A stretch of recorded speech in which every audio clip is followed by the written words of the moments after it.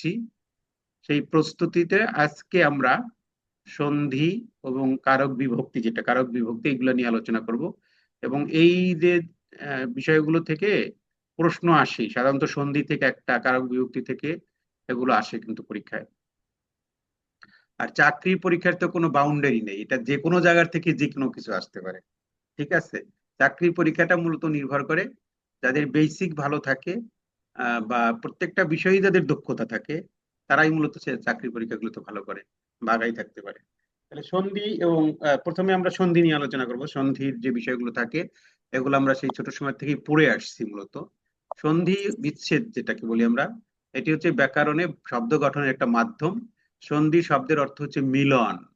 মিলন বলতে পারি, বা ঐক্য বলতে পারি আমরা, বা চুক্তি বলতে পারি, মানে অনেক কথাই বলা যায়।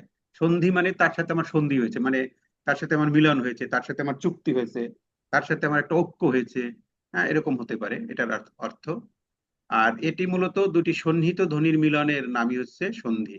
পাশাপাশি অবস্থিত দুইটি ধ্বনি যখন আমরা উচ্চারণ করি, তখন দ্রুত উচ্চারণের ফলে কি হয়, কিছু অংশ বা আংশিক, সম্পূর্ণ বা আংশিক অংশ অনেক সময় মিলিত হয়, আবার কিছু অংশ হয়তো লোপ পায়, অথবা একটি অপরটির প্রভাবে পরিবর্তন হয়ে যায়। এই যে লোপ পাওয়া, মিলন হওয়া বা পরিবর্তন হয়, এটাকে বলি আমরা সন্ধি। যেমন আমি যদি বলি বিদ্যা যোগ আলয়, এখানে বিদ্যা, এখানে আ আছে আর এখানে আ আছে, এই আ মিলে একটা হয়ে যায়, তাই না? এই টাইপের একটা বিষয় আর কি। সন্ধির উদ্দেশ্য কি, কেন আমরা সন্ধি এটা করার মানে দরকার কি? এটা করলে আসলে উচ্চারণের স্বাচ্ছন্দ্যতা বা সুবিধা বা সহজ প্রবণতা হয়, মানে উচ্চারণের সুবিধার জন্য আমরা এগুলো করি। ভাষার মাধুর্য রক্ষা পায়, ধ্বনিগত মাধুর্য রক্ষা পায়, নতুন শব্দ তৈরি হয়, শব্দকে সংক্ষিপ্ত করা যায়, বাক্যকে সংক্ষিপ্ত করা যায়, বাক্যকে সুন্দর, প্রাঞ্জল এবং সহজবোধ্য করা যায়। এই কারণে মূলত সন্ধির প্রয়োজন বা প্রয়োজনীয়তা। এখন সন্ধি কত প্রকার এগুলো আমরা জানি। হ্যাঁ, সন্ধি প্রধানত হচ্ছে দুই প্রকার। একটা হচ্ছে বাংলা শব্দের সন্ধি, আর একটা হচ্ছে তৎসম শব্দের থেকে যে সন্ধিগুলো আছে। বাংলা শব্দের সন্ধিকে আবার আমরা দুই ভাগে ভাগ করছি, একটা হলো স্বরসন্ধি আর ব্যঞ্জন সন্ধি। আর তৎসম শব্দের যে সন্ধি, সেটাকে আবার তিন ভাগে ভাগ করে, একটা হলো স্বরসন্ধি, ব্যঞ্জন সন্ধি, আর একটা নতুন নাম আছে, মানে আরেকটা আছে বিসর্গ সন্ধি। তাহলে আমরা সাধারণত আমাদের মানে তিন ধরনের সন্ধি নিয়ে আমাদের আলোচনা করা হয়, স্বরসন্ধি এবং ব্যঞ্জন সন্ধি, এবং উভয় শব্দের বা মানে বাংলা শব্দের হয়, তৎসম শব্দের হয়, হ্যাঁ, এবং বিসর্গ সন্ধি। আচ্ছা, আমরা এই যে সন্ধি বিচ্ছেদ যেটা করা হয়, এগুলো বেশ কিছু নিয়ম আছে। মূলত নিয়মগুলো যদি আমরা, আমরা তো এগুলো আসলে মুখস্থ করেছি, আমরা নিয়ম ফলো করি নাই, মানে নিয়ম আমরা জানি কম। কিন্তু আমাকে হয়তো একটা বলতে দিলে আমি বলে ফেলতে পারি, কিন্তু ওইটাই কোনো না কোনো নিয়মের মধ্যে পড়ে। তাহলে আমরা নিয়ম জেনে বা না জেনে হয়তো পড়েছি, কিন্তু নিয়ম জানলে আমাদের করতে সুবিধা হয়, কারণ আমাদের যখন অপরিচিত কোনো শব্দ আসে, তখন তো আমরা ওইটা পারি না, তখন নিয়মটা জানলে ওই নিয়ম অনুসারে আমরা এটা করতে পারি। তাহলে আমাদের বেশ কিছু নিয়ম আছে, আমরা সেই নিয়ম থেকে প্রথম যে নিয়মটা, এটা আমরা জানি যে অকার এবং আকার। হ্যাঁ, এরপরে যদি অকার কিংবা আকার থাকে, তাহলে উভয় মিলে কি হয়ে যায়, আকার হয়ে যায়। এটা হলো প্রথম নিয়ম। যেমন এখানে আছে অ এবং অ, নর, এখানে অ আছে, অধম অ আছে। তাহলে এই এই অটা এবং এই অটা মিললে কি হয়েছে, আ হইয়া গেছে, নর অ। হ্যাঁ, আর এই তো অ আছে, তাহলে অ যোগ অতে কি হবে, আ হবে। ঠিক একইভাবে নব অ, অন্য অ, এই দুইটা আ হয়ে যাবে। এগুলো একটা নিয়ম। আবার হতে পারে অর সাথে আ মিলে, যেমন হিম, হিম, হিম বললে অ আছে, আর আলয় বলে আ আছে, তাহলে এখানে অ আর আ এই দুইটা মিলে যে আকার হয়ে যায়। ঠিক একইভাবে এটা হ, এখানে অ আছে। বলেন স্যার, কে যেন মিস করেনি। মিউট করে দেন স্যার। হ্যাঁ, আমাদের কিন্তু ওই যে অনলাইন মিটিং এর কিছু নিয়ম থাকে। হ্যাঁ, স্যার অনলাইন, তুমি অনলাইন বলেন মিটিং হচ্ছে সবাইকে। মিউট থাকতে হবে সব সময়। হুম। স্যার মিউট করে দেন স্যার।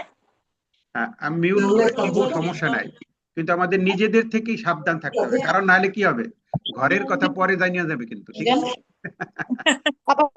পরে বলবে আপনি যে অনলাইন ঘরের ইউজ কথা করে দিলে তো পরে আমরা তো জানলো পড়াশোনা কেমনে, করতে পারবো না। তখন আমরা বলবো যে ঘরের কথা পরে জানছে, অনলাইনে আপনি কথা বলছেন, তখন আপনি অন অফ করে রাখেন নাই, মিউট করে থাকেন না, এই জন্য ঘরের কথা সবাই জেনে জি গেছে। স্যার। আর আমরা ঘরে অনেক সময় অনেক ধরনের কথা বলি কিন্তু, তাই না? আসলে এটা জি স্যার। অনলাইনে মিটিং করার হচ্ছে, এটা সবসময় সাবধান থাকতে হয় যে আমাকে কথা বলতে পারবো, আমি কথা বলতে তো অবশ্যই পারবো, কিন্তু আমাকে সবসময় মিউট আনমিউটের যে বিষয়গুলো থাকে মিউট থাকতে হবে, কথা বলতে গেলে আমি আনমিউট করে কথা বলবো, নাহলে কিন্তু ঘরের কথা পরে জানিয়ে যাবে, ঠিক আছে? আচ্ছা ঠিক আছে, তাহলে আমরা আবার আলোচনা করি। এখানে যেমন অ এবং আ ছিল, হয়ে গেছে, এইটা একই নিয়ম। এইখানে আবার উল্টো হয়ে গেছে, দেখেন আর সাথে অ মিলছে, যেমন যথা এখানে আকার আছে আর অর্থ বললে অকার আছে, তাহলে আ আর অ মিললে আ হয়ে যায়। আবার একইভাবে আ মিললে আ হয়। তাহলে চারটা নিয়ম, ঠিক আছে, এই চারটা সূত্র, এই সূত্র দিয়ে আমাদের এই এরকম গুলো আমাদের করতে হয়। এটা আমি মনে হয় ক্লিয়ার। তারপরে দ্বিতীয় সূত্রে চলে যাই আমরা। হ্যাঁ, দ্বিতীয় সূত্রের ক্ষেত্রে হয় কি, অকার কিংবা আকারের পরে, এখানে ছিল অকার কিংবা আকার, আর এইবারে অকার কিংবা আকারের পরে ইকার বা ইকার, মানে রস্যিকার আর দীর্ঘিকার যাকে বলি আমরা, এই দুইটা থাকলে কি হয়, তাহলে অর পরে এবারে থাকবে ই। যেমন শুভ, এখানে অ আছে আর এখানে ইচ্ছা ই আছে, তাহলে অ আর ই মিলে হয়ে যাবে এ। হ্যাঁ, কি হয়ে যাবে, শুভেচ্ছা, একার হয়ে যাবে, এই যে একার। হ্যাঁ, অকার কিংবা আকারের পরে, যে অকার কিংবা আকারের পরে যদি রস্যিকার মানে রস্যিকার থাকে এবং দীর্ঘিকার থাকে, এটা দীর্ঘিকার, হ্যাঁ, তাহলে উভয় মিলে একার হয়ে যায়। শুভ যোগ ইচ্ছা শুভেচ্ছা, সত্য যোগ ইন্দ্র সত্যেন্দ্র, যথাযোগ ইষ্ট যথেষ্ট, এই নিয়ম অনুসারে এটা পড়ছে। হ্যাঁ, যেমন পরম যোগ ইস, হ্যাঁ, পরমেশ, এখানে অ পরম অ, হ্যাঁ, এখানে আমরা, এটা তো পরম, আবার অনেকে পরম বলে, পরম সত্য বলি আমরা অনেক সময় বলি না, মানে এখানে একটা অকার আছে আর ইস, ইস বানান টিকার আছে, তাহলে এই দুইটা মিললে পর একার হয়ে গেছে, জেকার হয়ে গেছে। ঠিক একইভাবে অপযোগ ইচ্ছা অপেক্ষা, হ্যাঁ, পরিযোগ ইচ্ছা পরীক্ষা, এরকম হয় না, মহাযোগ ইস মহেশ, রমাযোগ ইস রমেশ, এগুলো দুই নিয়ম, নিয়ম দুইটা নিয়ম গেল। পরের নিয়মে চলে যাই আমরা। এই নিয়মগুলা পারলে দেখা যায় যে কোনোটাই হয়ে যায়। আর এখানে সবগুলোই আমরা নিয়ে আসার চেষ্টা করছি, ব্যতিক্রম যেগুলো থাকে সেগুলো নিয়ে আসার চেষ্টা করা হয়েছে এখানে। অর্থাৎ এইগুলা শুনলেই দেখেন আপনার অনেকটা হয়ে যায়, কিন্তু এরপরে আপনি বাসায় বসে একটু যদি আবার পড়েন, হ্যাঁ, তাহলে কিন্তু আপনার সবগুলা ক্লিয়ার হয়ে যাবে, মানে দেখা যাবে একটা পরিপূর্ণ ধারণা কিন্তু আপনি এখান থেকে পেয়ে যাবেন। আচ্ছা, 3 নম্বর যে নিয়মটা আছে আমাদের, এইটা বলছে অকার এবং আকারের পরে উকার বা উকার থাকলে, এখানে এইটা হলো উ, আর এখানে যে এটা মাঝখানে যে একটা ফাঁকা থাকে যেটা, এই যে এইরকম, এই এটা কি বলে, দীর্ঘ উ না? হ্যাঁ, এইটা, এই দুইটা যদি থাকে, যেমন এখানে দেখেন অর পরে এটা আছে উ, আবার আর পরে আছে উ, আর এইখানে আছে এইটা, কিন্তু হবে ওই যে ওইরকম মাঝখানে একটা ছিড়া থাকে যেটা আর কি, সেটা। হ্যাঁ, এইগুলা থাকলে উভয় মিলে কি হয়ে যায়, ওকার হয়ে যায়। হ্যাঁ, আর ওকারের পূর্ববর্তী ব্যঞ্জনের সাথে যে যুক্ত হয়, যেমন এখানে হচ্ছে সূর্য, তাহলে কি আছে, অ আছে। হ্যাঁ, আর উদয় কি আছে, উ আছে, তাহলে অ আর উ মিলে ও হয়ে যাবে, সূর্যোদয়। হ্যাঁ, সর্বযোগ উচ্চ সর্বোচ্চ, এটা গেল এই নিয়মে। যথা, এখানে আছে আকার আর উচিতে আছে উকার, তাহলে আ আর উ মিলে যথোচিত ওকার হয়ে গেছে, ওকার। ওকার বলতে এই যে ওকার, হ্যাঁ, এইটা এখানে যথোচিত। কথা, আ আছে, উপকরণে উ আছে, তাহলে কথোপকথন, কথা যোগ উপকথন, কথোপকথন। আর এখানে হচ্ছে গঙ্গা যোগ উর্মি, এই যে উর্মিটা হচ্ছে মাঝখানে যে ইয়ে থাকে, ফাঁকা থাকে আর কি, গঙ্গর্মি। মহাযোগ উর্মি, মহর্মি। হ্যাঁ, এইটা এই যে এইটা এখানে যে এইটা হলো উকার, উকার, উকার বা উকার, এটা এখানে ছিদ্র ইয়ে ফাঁকা হবে আর কি।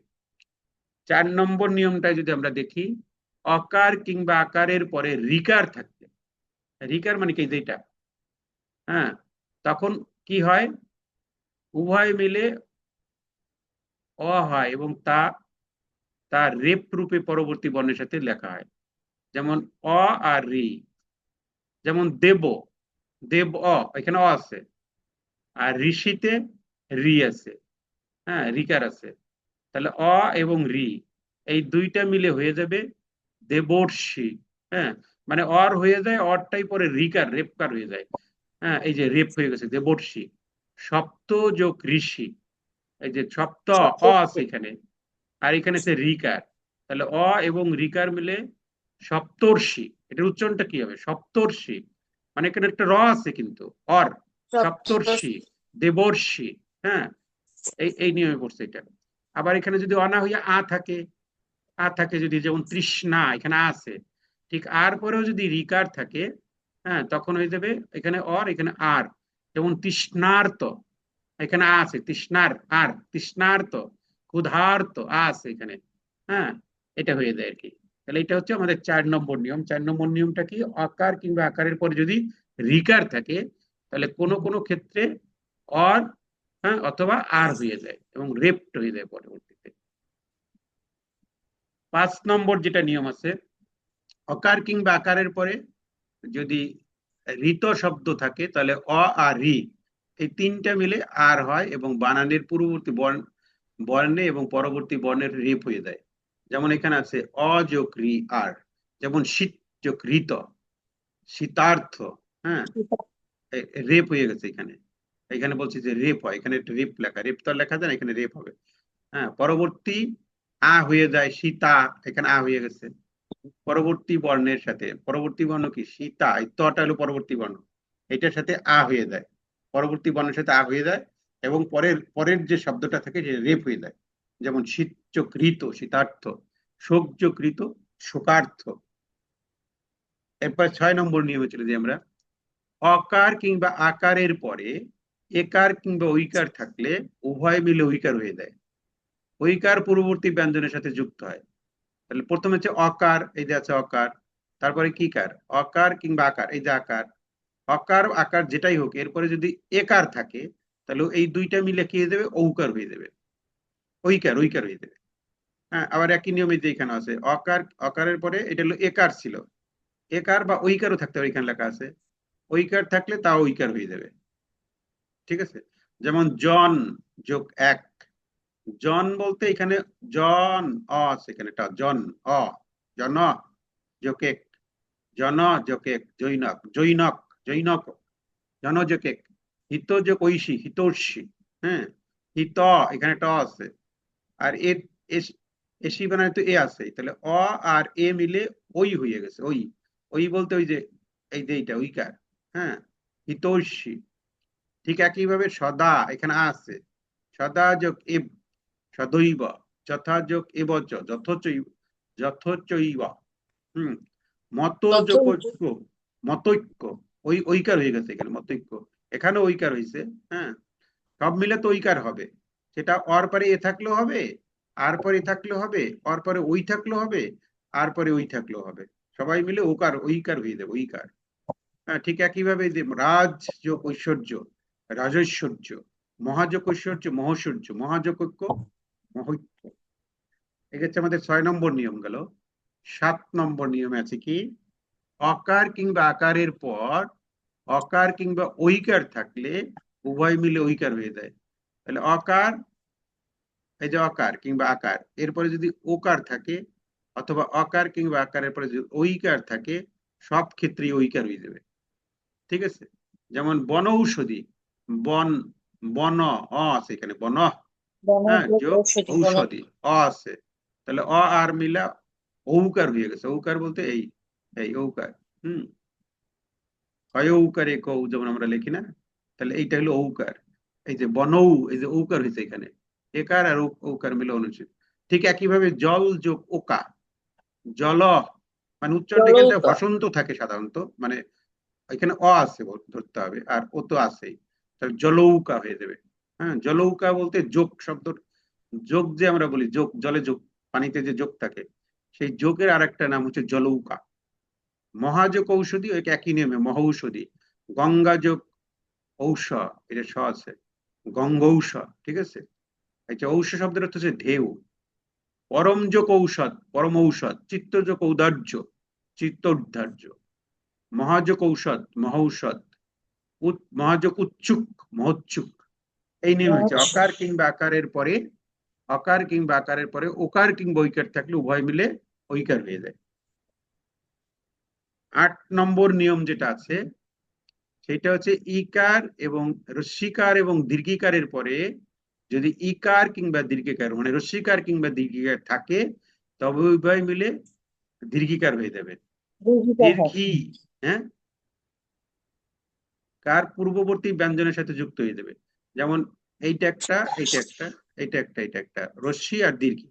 এইটার এইটার পরে যদি রস্যিকার থাকে, এটার পরে যদি দীর্ঘিকার থাকে, এটার পরে যদি রস্যিকার থাকে, এটার পরে যদি দীর্ঘিকার থাকে, সব মিললে হয়ে যাবে দীর্ঘ উকার, না, এই যে এটা হয়ে যাবে। হম, যেমন অতি, অতি বললে অতি ই আছে, আর ইত বললে ই আছে, তাহলে ই আর ই মিললে কি হয়ে যাবে? অতীত। এটা কি কার? এটা দীর্ঘিকার, অতীত হয়ে গেছে। নিয়মটা কি? মানে রস্বীকারের পরে রস্বীকার এবং রস্বীকার মিলে উভয় মিলে দীর্ঘিকার হয়ে গেছে। অভিস যকিষ্ট অভি ই আছে, আর ইষ্টতি আছে, হয়ে যাবে কি? দীর্ঘিকার হয়ে যাবে। হ্যাঁ, এই নিয়ম ফলো করছে। যেমন পরিযোগিকা, এটা পরীক্ষায় কিন্তু আসে। পরীক্ষা, এখানে এখানে এখানে দীর্ঘিকার হবে পরীক্ষায়। পরিযোগিকা পরীক্ষা, মানে পরি ই আছে, এখানে ইকার আছে, হ্যাঁ, আর ইক্ষার মধ্যে দীর্ঘিকার আছে। তাহলে এই রস্বীকার এবং দীর্ঘিকার উভয় মিলে হয়ে গেছে দীর্ঘিকার। ঠিক একইভাবে গিরিযোগীশ গিরিশ, সতীযোগীন্দ্র সতীন্দ্র, শচীযোগীন্দ্র শচীন্দ্র, সতীযোগীশ সতীশ, শ্রীযোগীশ শ্রীশ, এই নিয়মের মধ্যে পড়ছে। এখন এখানে তো কয়েকটা উদাহরণ মাত্র দেখাই দেওয়া হয়েছে, প্রত্যেকটা একটা একটা করে উদাহরণ দেখাই দেওয়া হয়েছে। এখন আমাদের বিভিন্ন বইতে দেখবেন যে এরকম নিয়ম দিয়ে দিয়া নিচে আবার অনেকগুলা করতে দেওয়া হয়েছে, বা এরকম নিয়মের মধ্যে ওইগুলা পড়ছে কি, সেইগুলা ওই নিয়ম অনুসারে করতে হবে। আজকাল আচ্ছা, তো পরীক্ষা বানানে রস্বীকার দিয়ে লেখা হয়েছে। পরীক্ষাটা করতে এটা হচ্ছে পরীক্ষা এইটাই হবে যেটা আছে এখানে। স্যার আমরা করেছি, কিন্তু অনেক বইয়েই দেখা যায় আজকাল পরীক্ষা বানানে রস্বীকার ব্যবহার করে। না, সে এই পরীক্ষা বানানের রসিকার এখন আছে? কোনো জায়গায় নাই। থাকতে পারে আধুনিক, আসলে আছে স্যার, বানানের, অনেক জায়গায় হ্যাঁ, বানানের যে বিষয়গুলো আধুনিক সেটা হচ্ছে আধুনিক বাংলা গ্রামার, বা যে বাংলা একাডেমি কর্তৃক অনেক জায়গায় পরিবর্তন আসে। পরীক্ষাটা এইখানে দীর্ঘিকার কিন্তু দিয়ে আমরা সন্ধি বিচ্ছেদের ক্ষেত্রে আলোচনা করতে গেলে আমাদের এই যে নিয়মের মধ্যে এটা পড়ছে, পরিযোগিকা পরীক্ষা। আচ্ছা, পরের জি স্যার। নিয়মে চলে যাই আমরা। 9 নম্বর নিয়ম যেটা আছে, নিয়ম 9, সেটা হচ্ছে রস্বীকার কিংবা দীর্ঘিকারের পরে রস্বীকার বা দীর্ঘিকার ভিন্ন।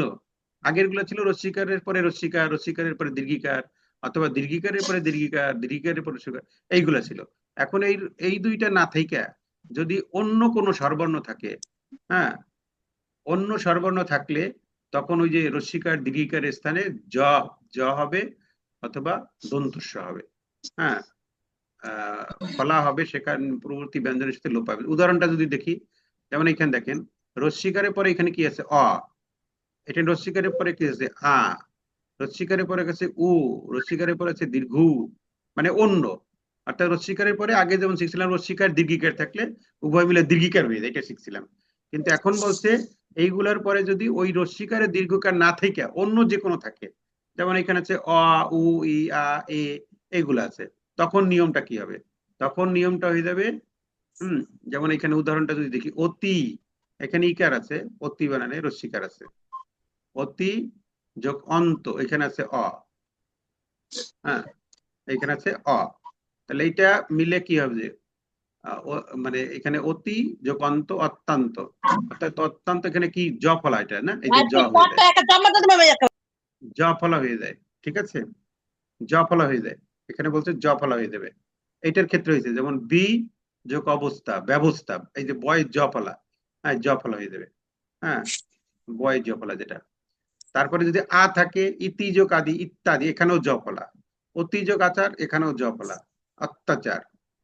আবার অতি যোগ উক্তি অতুক্তি, এখানে জ ফলায় রস্যুকার হয়ে গেছে। অতুক্তি। প্রতিযোগ উত্তর প্রত্যুত্তর, প্রতিযোগ উস প্রত্যুষ, এটা হচ্ছে যে দীর্ঘকার। হ্যাঁ, মানে এই যে দীর্ঘকার বলতে এই যে এইটা। হুম অতিযোগ ঊর্ধ্ব অত্যুর্ধ্ব।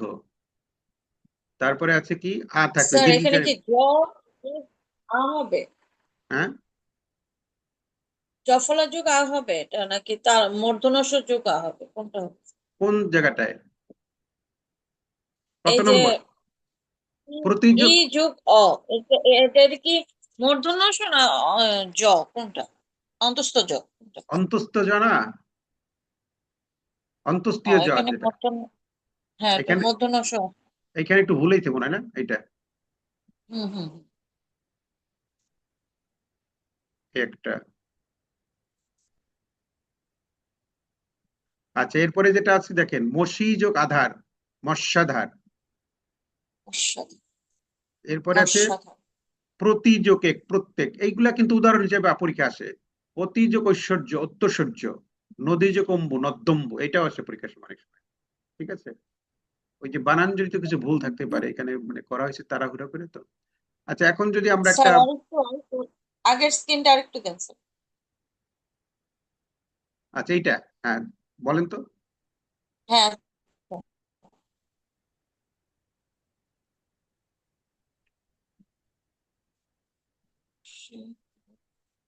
এখানে কি কোনো প্রশ্ন আছে? না স্যার, এটা একটু লিখতেছি। লেখার দরকার নাই কোনো কিছু, এটা তো আমরা, আপনি প্রিন্ট কি পাবেন, আপনি এটা দিয়ে দেবো আমরা, সমস্যা নেই, লেখার পিডিএফ দরকার পাবেন নাই। কিংবা স্ক্রিনশট আচ্ছা দেন স্যার, ঠিক ম্যাডাম। আছে। হ্যাঁ, এটা Yes, আমরা sir. পাওয়ার লাগবে না স্যার। পিডিএফ করে দিয়ে দেবো। আচ্ছা, এখন আমরা মানে যেটুকু স্ক্রিনশট শিখলাম দিলেও হয়। এটার থেকে আপনারা একটু চ্যাট বক্সে লেখেন তো এটার কোনটা উত্তর হবে। যদ্যপি এর সন্ধি বিচ্ছেদ কি হবে? যদ্যাপি কত নম্বর হবে, মানে ক খ লিখলি হবে, ক খ লিখলি হবে, মানে ক অথবা খ অথবা গ কখন লিখতে অথবা গ। হবে স্যার? হ্যাঁ হ্যাঁ, যেহেতু ক আছে এখানে ক লিখবেন বা খ লিখবেন বা গ লিখবেন।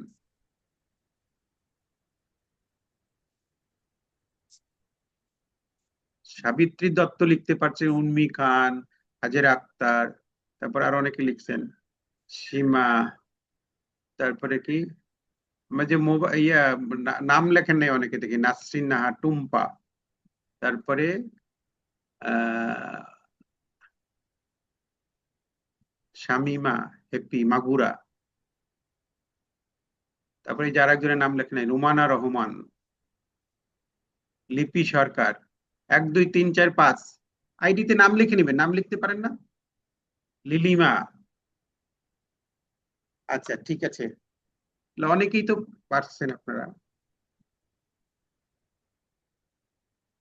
এটা কি, এটা হলো এই যে এইমাত্র যে নিয়মটা শিখলাম কিছুক্ষণ আগে, জফলা হয়ে যায় যে, না জি স্যার, জি স্যার। সেটা জি কি ছিল, স্যার। যদি মানে রস্যিকার আর যোগ অ। রস্যিকার, রস্যিকার দীর্ঘিকার এগুলোর পরে যদি রস্যিকার দীর্ঘিকার না থেকে অন্য কোনো থাকে, যেমন অ আছে এখানে, স্বরবর্ণ, অন্য কোনো তখন স্বরবর্ণ মাঝখানে স্যার। স্বরবর্ণ যেগুলো, ভেরি গুড, সেখানে তখন মাঝখানে জফলা হয়ে যায়, সেই নিয়ম, এই যে কিছুক্ষণ আগে যে নিয়মটা পড়া হয়েছে সেই নিয়ম থেকে এটা আসছে। ঠিক আছে, তাহলে নিয়ম আমরা ফলো করি না, অবশ্যই আমরা মুখস্থ করে ফেলাই। পরেরটা একটু দেখেন তো, লবণ। এই কোশ্চেনটা স্যার একটু ইজি, মানে প্রায় আসে এই প্রশ্নটা, যদ্যপি এর সন্ধি বিচ্ছেদ যদি যোগ অপি। হ্যাঁ তাই না, কিন্তু এতদিনে তো আমরা মুখস্থ করেছি, কিন্তু এটা নিয়মটা হলো রস্যিকার জি স্যার। দীর্ঘিকারের পরে যদি রস্যিকার দীর্ঘিকার না থেকে অন্য কোনো স্বরবর্ণ থাকে তখন জি স্যার। জফলা হয়ে যায়, দুইটা মিলে জফলা হয়ে যায়। আচ্ছা, হ্যাঁ। এর পরেরটা একটু লেখেন সবাই, দেখি তো কে লিখতে পারে। লিখেছে। হ্যাঁ, লিখে লবণ, লবণ, লবণের সন্ধি বিচ্ছেদ কি হবে? লবণ, লৌযবন, লোজবন। হ্যাঁ, লৌযবন, আচ্ছা লোজক। সবাই তো লিখতে পারছেন দেখি। তাহরিমা রুচি, রুবেল আহমেদ, নাসরিন নাহার টুম্পা, শান্তা ইসলাম,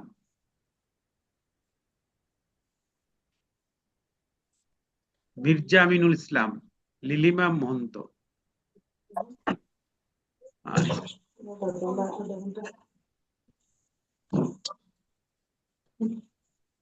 আচ্ছা এটাও পরীক্ষা আসে কিন্তু, ঠিক আছে, লবণ, জি স্যার, লবণ। শামিমা, হেপি, মাগুরা। হ্যাঁ,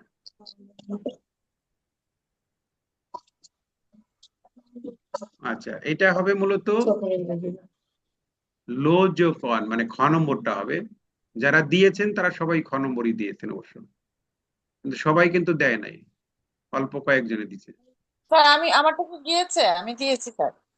কি নাম বলেন তো? সাবিত্রী দত্ত। সাবিত্রী, পড়ে চলে গেছে মনে হতে পারে, লবণ না? হ্যাঁ হ্যাঁ, এই যে আছে, ঠিক আছে। এখন লাস্টে কি দিছে? মৌসুমী।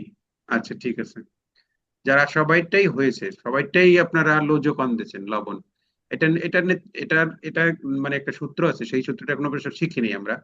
আচ্ছা, আরেকটা দেখি, আরেকটা পারেন কিনা। এটা ষষ্ঠ, ষষ্ঠ এর সন্ধি বিচ্ছেদ কোনটা হবে? আচ্ছা, ষষ্ঠ এর সন্ধি বিচ্ছেদ কোনটা হবে? প্রথম কে দিল? এ দিছে, খ দিছে, ক দিছেন কেউ কেউ, খ দিয়েছেন কেউ কেউ। স্যার আমারটা রিনেম করা আছে তো স্যার, নাকি আইডি মানে ইয়েতে হ্যাঁ, ক্লাস। ও আচ্ছা স্যার, রুহুল আমিন, হাজেরা, আমিও দিয়েছি স্যার। হরযোগ থ, মির্জা আমিনুল ইসলাম, লিপি সরকার, লিলিমা, আঞ্জুমানারা, নাসরিন। আচ্ছা, ঠিক আছে। তো এইটা হবে হলো কোন নম্বর হবে বলেন তো? স্যার খ। এ আমি তো ক স্যার দিতে পারি নাই স্যার, এ দিছিলাম এ। হ্যাঁ, এ কম্পিউটারে তো শর্ট যোগ থ স্যার, ক। হওয়ার কথা স্যার। এই তো হওয়ার শর্ট কথা। ক, শর্ট যোগ থ। ক নম্বরটা? ষষ্ঠ। ষষ্ঠ না, ক অনেকে নম্বর? অনেকে তো বিও দিয়েছেন দেখি। ক হবে স্যার, ক ক হবে ক শর্ট। হবে স্যার এটা। ক স্যার, ক হবে। আচ্ছা, ক হবে। জি। সর্যোগ থ। শস হবে না শর্ট হবে, কোনটা? শর্ট শর্ট শর্ট হবে স্যার। না, শর্ট স্যার, শর্ট। এখানে মনে হচ্ছে যে ক নম্বর? শর্ট যোগ থ হবে, কিন্তু এখানে উঠছে থ। এখন সঠিক কোনটা? শর্ট যোগ স্যার, স্যার আমি একটু কথা বলি স্যার। শর্ট যোগ থই হবে। হ্যাঁ, ক বলেন। নম্বর খ স্যার? নাম্বার। আচ্ছা, গ্রামারবিদ আছে একজন মনে হয়, সে বলুন। Thank you sir. জি জি জি জি জি sir, thank you sir. Short যোগ থ এটা আমরা মোটামুটি সবাই অনেকেই দিছি বা অনেকে মুখস্থ করা আছে, কিন্তু কেন মানে হলো খ এটা একটু নম্বরটা যদি না বলতেন। কোনটা? খ নম্বর না আর ক নম্বর? না, ক নাম্বারটা, ক নাম্বারটা। হ্যাঁ, হ্যাঁ, ক নম্বরটা। এটা কেন হলো একটু বলতেন। আরেকটু স্যার একটা বিনীত অনুরোধ থাকবে, আমাদের এটা একটু রিপিটলি যেতে হবে। হ্যাঁ, কারণ হ্যাঁ, আমাদের সময় খুবই কম। হ্যাঁ, একটু রিপিটলি যেতে হবে। জি স্যার, থ্যাংক ইউ। আচ্ছা, ঠিক আছে। তাহলে এইটার নিয়মটা আমরা পরের স্লাইডে নিয়মগুলো দেখবো, এই করার নিয়মটা আমরা দেখবো কেন হয়েছে। আচ্ছা, দেখেন, এগুলা তো কমন, একটা দ্রুত গেলেই ভালো। এখানে অবশ্য উকার এবং উকারের পরে উকার এবং উকার থাকলে উভয় মিলে উকার হয়ে যায়, উকারের পরবর্তী ব্যঞ্জনমানের সাথে যুক্ত হয়। এখানে যেমন এই যে দেখেন মরু, এখানে উ আছে, আর উদ্যানের উ আছে, তাহলে উভয় মিলে মরুদ্যান, এখানে দীর্ঘকার হয়ে গেছে। এখানে মরু, এটা এখানে মানে দীর্ঘকার আছে, মরু এখানে দীর্ঘকার, কিন্তু উকার। কটুযোকুক্তি, কটুক্তি, এই যে দীর্ঘকার হয়ে গেছে, দেখছেন? ঠিক একইভাবে এটা আছে কি বহু, মানে এইটা আছে, আর ঊর্ধ্ব বানানের এইটা আছে, উভয় মিলে কি হয়ে যাবে? বহুর্ধ্ব, মানে দীর্ঘকার হয়ে যাবে। লঘুজ কুর্মী, লঘুর্মী, দীর্ঘকার হয়ে যাবে। আবার এখানে বধূ, দীর্ঘকার আছে, এই যে এইটা। আর উৎসবে উকার আছে, তাহলে বধূ যোগ উৎসব, এটা বধুৎসব হয়ে যাবে, দীর্ঘকার হয়ে যাবে, এই যে। হ্যাঁ, আবার বধূ যোগ উক্তি, বধুক্তি, দীর্ঘকার হয়ে যাবে। দীর্ঘকার এবং রস্যকার মিলে দীর্ঘকার হয়ে যাবে, যেটা। ঠিক একইভাবে এখানে মানে দীর্ঘকার আছে, এটা দীর্ঘকার এবং দীর্ঘকার উভয় মিলে দীর্ঘকারই হবে। যেমন ভূ, এখানে দীর্ঘকার আছে, আর ঊর্ধ্ব বানানে এখানে দীর্ঘকার আছে, তাহলে দীর্ঘকার দীর্ঘকার মিলে ভূর্ধ্ব। সূর্য যোগ উর্মি, সূর্য সুর্মি। ঠিক আছে, এইটা একটা নিয়ম। আচ্ছা, এরপরেরটা যদি দেখি, নিয়ম 11-তে যাই যদি আমরা, এখানে বলছে কি, উকার এবং দীর্ঘকারের পরে মানে দীর্ঘকার এবং উকার মিলে ভিন্ন অন্য স্বরবর্ণ, অন্য স্বর থাকলে উকার দীর্ঘকারের স্থানে ব ফলা হয়ে যাবে, ব ফলা হবে এবার। এবং ব ফলা লেখার সময় পূর্ববর্তী বর্ণের সাথে সেটা লেখা হয়ে যাবে। যেমন দেখেন, এই যে দীর্ঘকার এবং অ আছে, এই দুইটা মিলে হয়ে গেছে ব। হ্যাঁ, যেমন সু, অল্প, এই যে সু বলতে উ আছে, এই যে এইটা, আর অল্প বলতে অ আছে, এই সু আর অ এই দুইটা মিলে এখানে হয়ে যাবে ব ফলা হয়ে যাবে। স্বল্প। হ্যাঁ, স্বল্প, সুযোগ অল্প, স্বল্প। অনুযোগ অন্যয়, অনুযোগ অয়, অন্যয়। হ্যাঁ, সুযোগ আগত, স্বাগত। পশুযোগ আচার, পশ্চাচার। ঠিক এই নিয়মগুলো এটা আছে। যেমন অনুযোগিত, অন্বিত। হ্যাঁ, তনুযোগ ই, এটা কি দীর্ঘিকার, তন্নি, এটা পরীক্ষা আসে অনেক সময়। তনুযোগ জি স্যার। দীর্ঘিকার, তন্নি। অনুযোগ এসোনা, অন্বেষণা, এটাও পরীক্ষা আসে। অন্বেষণ এটাও আসে। অনু বলতে উকার আছে এখানে, যে, আর এসোনা তো একার আছে, তাহলে এই এই এই দুইটা মিললে হয়ে যাবে, এই যে ব ফলা হয়ে যাবে এখানে। এবং ব ফলাটা লেখার সময় পূর্ববর্তী বর্ণ বলতে কি বুঝেছে, মানে ন। হ্যাঁ, এই যে ন, পূর্ববর্তী বর্ণ বলতে ন বুঝাইছে, এই নয়ের সাথে দিয়ে ব ফলাটা বসবে, পূর্ববর্তী বর্ণের সাথে দিয়ে এটা লেখা হয়। এই এই যে এখানে লেখা আছে, লেখার সময় পূর্ববর্তী বর্ণের সাথে সেটা লেখা হয়। আচ্ছা, নিয়ম 12-তে আমরা আছে, এখানে আছে এ ওই ও ইউ, এই চারটার পরে যদি এ ওই থাকে তাহলে যথাক্রমে অয় হয় বা আয় হয়, এবং ও এর স্থানে যথাক্রমে অব বা আব হয়ে যায়। যেমন এই দেখা যাচ্ছে ঔ ঔ, হ্যাঁ, যোগ অ, ঔ বলতে যেমন নে যোগ অন নয়ন, হ্যাঁ, সে যোগ অন শয়ন। এরপরে আয়, এই দুইটা মিলে কি হয়ে যাবে, ওই যে লেখা ছিল ঐকার, হ্যাঁ, ঐকার যে আয় হয়ে যাবে, কোনো ক্ষেত্রে অয় হয়ে যাবে, কোনো জায়গায় আয় হয়ে যাবে, এরকম হয়ে যাবে। যেমন অ, এখানে যে নায়ক নৈ যোকক, গায়ক গৈ যোকক, হ্যাঁ, তারপর পবন ও যোকন অব হয়ে যাবে। লবণ, ওই যে যেটা আমরা দেখালাম এখানে লোজকন, লবণ হয়ে যাবে কি লোজকন। আর লবণ কোন সূত্র অনুসারে হয়েছে, এই সূত্র অনুসারে হয়েছে, এই সূত্র অনুসারে। লো, এখানে আছে লো মানে অ আছে, আর অনে আছে অ, এই যে এইটা অ, তাহলে ও এবং অ এই দুইটা মিলে হয়ে গেছে কি অব, হ্যাঁ, অব হয়ে যাবে, অবজকন লবণ। তারপরে আছে কি পাবক পৌজকক, হ্যাঁ, গবাদি গোজকাদি, গবেষণা ওই যেটা দেখলাম গোজকেশনা গবেষণা, পবিত্র পৌজকিত্র, নাবিক নৌজকিক, হ্যাঁ, নাবিক, ভাবুক হৌজক উক ভাবুক। এগুলা কিছু সূত্রে ব্যবহার আছে, কিন্তু আমরা তো সূত্র আসলে শিখি না, আমরা শিখি মূলত এই মুখস্থ করে ফেলাই বা ওইভাবে আমাদের হয়ে যায় আর কি।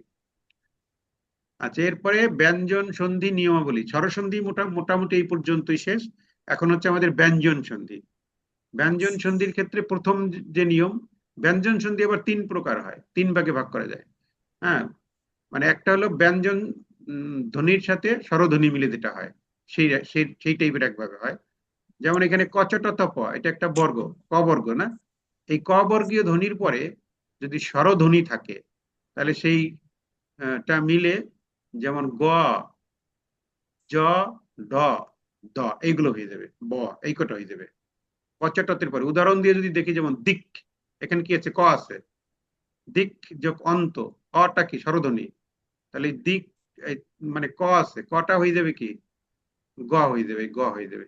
অর্থাৎ দিক যোগ অন্ত দিগন্তে, যে গ হয়ে গেছে, ঠিক আছে। এই দিক কটা হয়ে যাবে গ, ক জায়গা হয়ে যাবে গ, চর জায়গা হয়ে যাবে জ, হ্যাঁ। যেমন এখানে দেখেন নিচ চ আছে এখানে, আর অন্ত, তাহলে চটা কি হয়ে যাবে জ হয়ে যাবে। এই যে বলছে ক হয়ে যাবে হলো, হ্যাঁ, এই যে ক হয়ে যাবে হলো গ, মানে দিক থেকে দিক হয়ে গেছে, আর চ হয়ে যাবে জ, নিচ থেকে নিচ হয়ে গেছে। ট হয়ে যাবে ঢড়ের ঢয় শূন্য র, যেটা আর কি, ঠিক আছে। যেমন এখানে দেখেন স ট, স আর ট আছে, যে ট, আর আছে এরপরে আছে তৃতীয় বর্ণ হয়ে আ। যাবে। হ্যাঁ হ্যাঁ হ্যাঁ, ভেরি গুড, এই তো উনি বুঝতে পারছে। প্রথমটা হয়ে যাবে তৃতীয়টা, ওই যে যেটা আমাদের এই যে প্রথম দিনে ক্লাসে যেগুলো শেখানো হয়েছিল সেরকম, অর্থাৎ প্রথম বর্গের যে প্রথম ধ্বনি সেটা তৃতীয় ধ্বনিতে রূপান্তর হয়ে যাবে। হ্যাঁ, যেমন এখানে ট থাকলে সে হয়ে যাবে ঢয় শূন্য র, ঠিক এইভাবে। আর একটা কি আছে, যেমন তদবধি, তৎ যোগ অবধি, এটা সুপ্ত, সুপ যোগ অন্ত, সুবন্ত। হ্যাঁ, এখানে সুপ আছে, পর সাথে আছে অ, তাহলে সেটাই যে পর সাথে যদি অ থাকে সেটা হয়ে গেছে ব, সুবন্ত। এটা হচ্ছে এইখানে যে নিয়মটা, এটা এই প্রথম ব্যঞ্জন ধ্বনি প্লাস স্বরধ্বনি, এগুলো হচ্ছে ব্যঞ্জন ধ্বনি প্লাস এগুলো হচ্ছে স্বরধ্বনি, অর্থাৎ ব্যঞ্জন ধ্বনি প্লাস স্বরধ্বনি মিলে এটা হয়েছে আর কি। এরপরে নিয়ম 2 যেটা, এটা দেখেন স্বরধ্বনির সাথে ব্যঞ্জন ধ্বনি এবার হবে। যেমন অ আ ই, এর সাথে কি হয়েছে চ ছ জ, এগুলো যুক্ত হয়েছে, চ যুক্ত হয়েছে। স্বরধ্বনির পরে ছ থাকলে কি হয়, উক্ত ব্যঞ্জন ধ্বনি দিত হয়ে যাবে। দিত বলতে কি দুইবার হয়ে যায়, হ্যাঁ, দিত্য বলতে দুইবার বলে এটাকে, যেমন এখানে আছে একচ্ছত্র।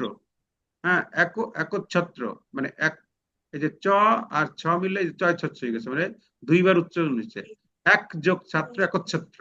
হ্যাঁ, যেমন কথা যোগ ছলে কথাচ্ছলে, চয় ছ দুইবার হয়ে গেছে। এটা কথা আছে এখানে। হ্যাঁ, আর ছলে ছ আছে এখানে, তাহলে আর ছ মানে এই যে এগুলা কি আ অ ই, তাই না? এগুলার পরে যদি আমাদের বর্ণটা থাকে তাহলে দ্বিত্বার হয়, দ্বিত্ব উচ্চারণ হবে। ব্যঞ্জন ধ্বনিটি দ্বিত্বোচ্চারিত হয়ে যাবে। ঠিক আছে। আচ্ছা, 3 নম্বর যে নিয়মটা আছে দেখেন, ব্যঞ্জন ধ্বনি এইবার ব্যঞ্জন ধ্বনি মিলে যেতে হবে। কথা বললে কথা বোঝার চেষ্টা করবা। আচ্ছা, আমরা একটু চুপ থাকতে হবে।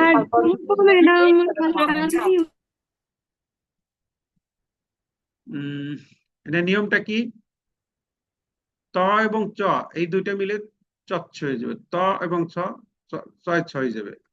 ত দর পরে চর থাকলে এরকম হয়ে যাবে। যেমন উদাহরণ যদি দেখি আমরা, হ্যাঁ ওই যে এক যোগ ছাত্র, এখানে ছাত্র হবে না স্যার, ছত্র, এক যোগ হ্যাঁ, ছাত্র, এটা ভুল আছে, এটা একচ্ছত্র হবে।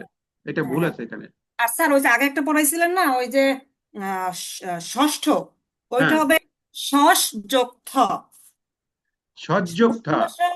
তা হ্যাঁ, আপনারা তো বললেন বুদ্ধিমত্তা। সজ্জোক্ত, সজ্জোক্ত হবে, খ নম্বরটা হবে ওখানে। হ্যাঁ রাইট, খ নাম্বার, ছ নম্বরই স্যার, ষষ্যযুক্ত। হ্যাঁ হ্যাঁ, কিন্তু আপনারা বললেন ওইটা, কিন্তু ওইটা পরবর্তীতে আসতেছে, একটু পরে আসবে ওইটা মনে হয়। হ্যাঁ। এটা আলোচনায় আসবে এখানে, ওটা তখন তো দেখবেন। স্তর কি জানতাম। আমি বলি নাই তো এখনো। ওইটা হবে খ নম্বরটা হবে, সজ্জোক্ত। হ্যাঁ, আচ্ছা, এখানে যেটা আলোচনা করতেছিলাম দেখেন, সৎ, সৎ এখানে ত আছে। হ্যাঁ, আর চিন্তা এখানে চ আছে। তাহলে ত এবং চ মিললা হয়ে যাবে কি, মানে এখানে যেটা বলছে তর ত ত দয়ের পর চ এবং ছ থাকলে সেটা হয়ে যাবে ত এবং দয়ের স্থানে চ হয়ে যায় আর কি। হ্যাঁ, তাহলে এখানে হচ্ছে সৎ, সৎ যোগ চিন্তা, সৎ চিন্তা। এখানে ত ছিল, এই যে ত ত ত ত থাকুক বা দ থাকুক, যেটাই থাকুক সেই স্থানে চ হয়ে যাবে আর কি। ঠিক আছে, সেই জন্য ওই যে এই স এখানে চ হয়ে যাবে, আর একটা চ তো এখানে আসছেই, তাহলে দুইটা চ মিলে চয় চয় চ হয়ে গেছে এখানে। ঠিক একইভাবে এটা ছ আছে আর এখানে একটা ত আছে, তাহলে ত মানে চয় ছ হয়ে গেছে, এটা উচ্ছেদ। হ্যাঁ, আবার বিপদ যোগ চয়, বিপদ চয়, বিপদ যোগ ছায়া, বিপদ ছায়া। ঠিক আছে, এখানে ছিল দ। হ্যাঁ, দর পরে আছে কি চ, তাহলে হয়ে যাবে চয় চ। দর পরে যদি চ থাকে তাহলে চয় চ, দর পরে যদি ছ থাকে তাহলে চয় ছ। হ্যাঁ, যেমন বিপদ যোগ ছায়া, এই দর পরে ছ আছে এখানে, তাহলে বিপদ ছায়া হয়ে গেছে। পরেরটাই যাই।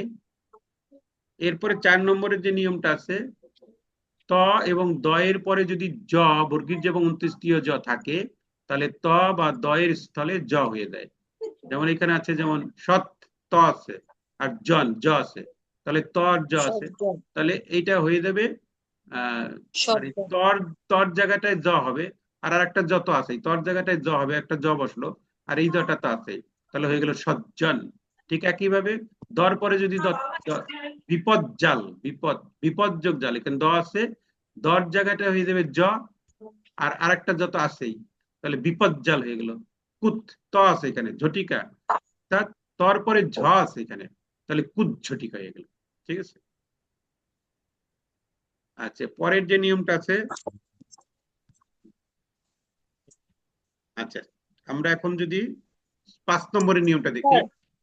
হ্যাঁ বলেন, বলেন। হ্যাঁ, এখানে খুব ঝটিকা যে, এখানে ত যোগ ঝ, তারপরে সংযুক্ত, এটা কি স্যার? জ বফলা?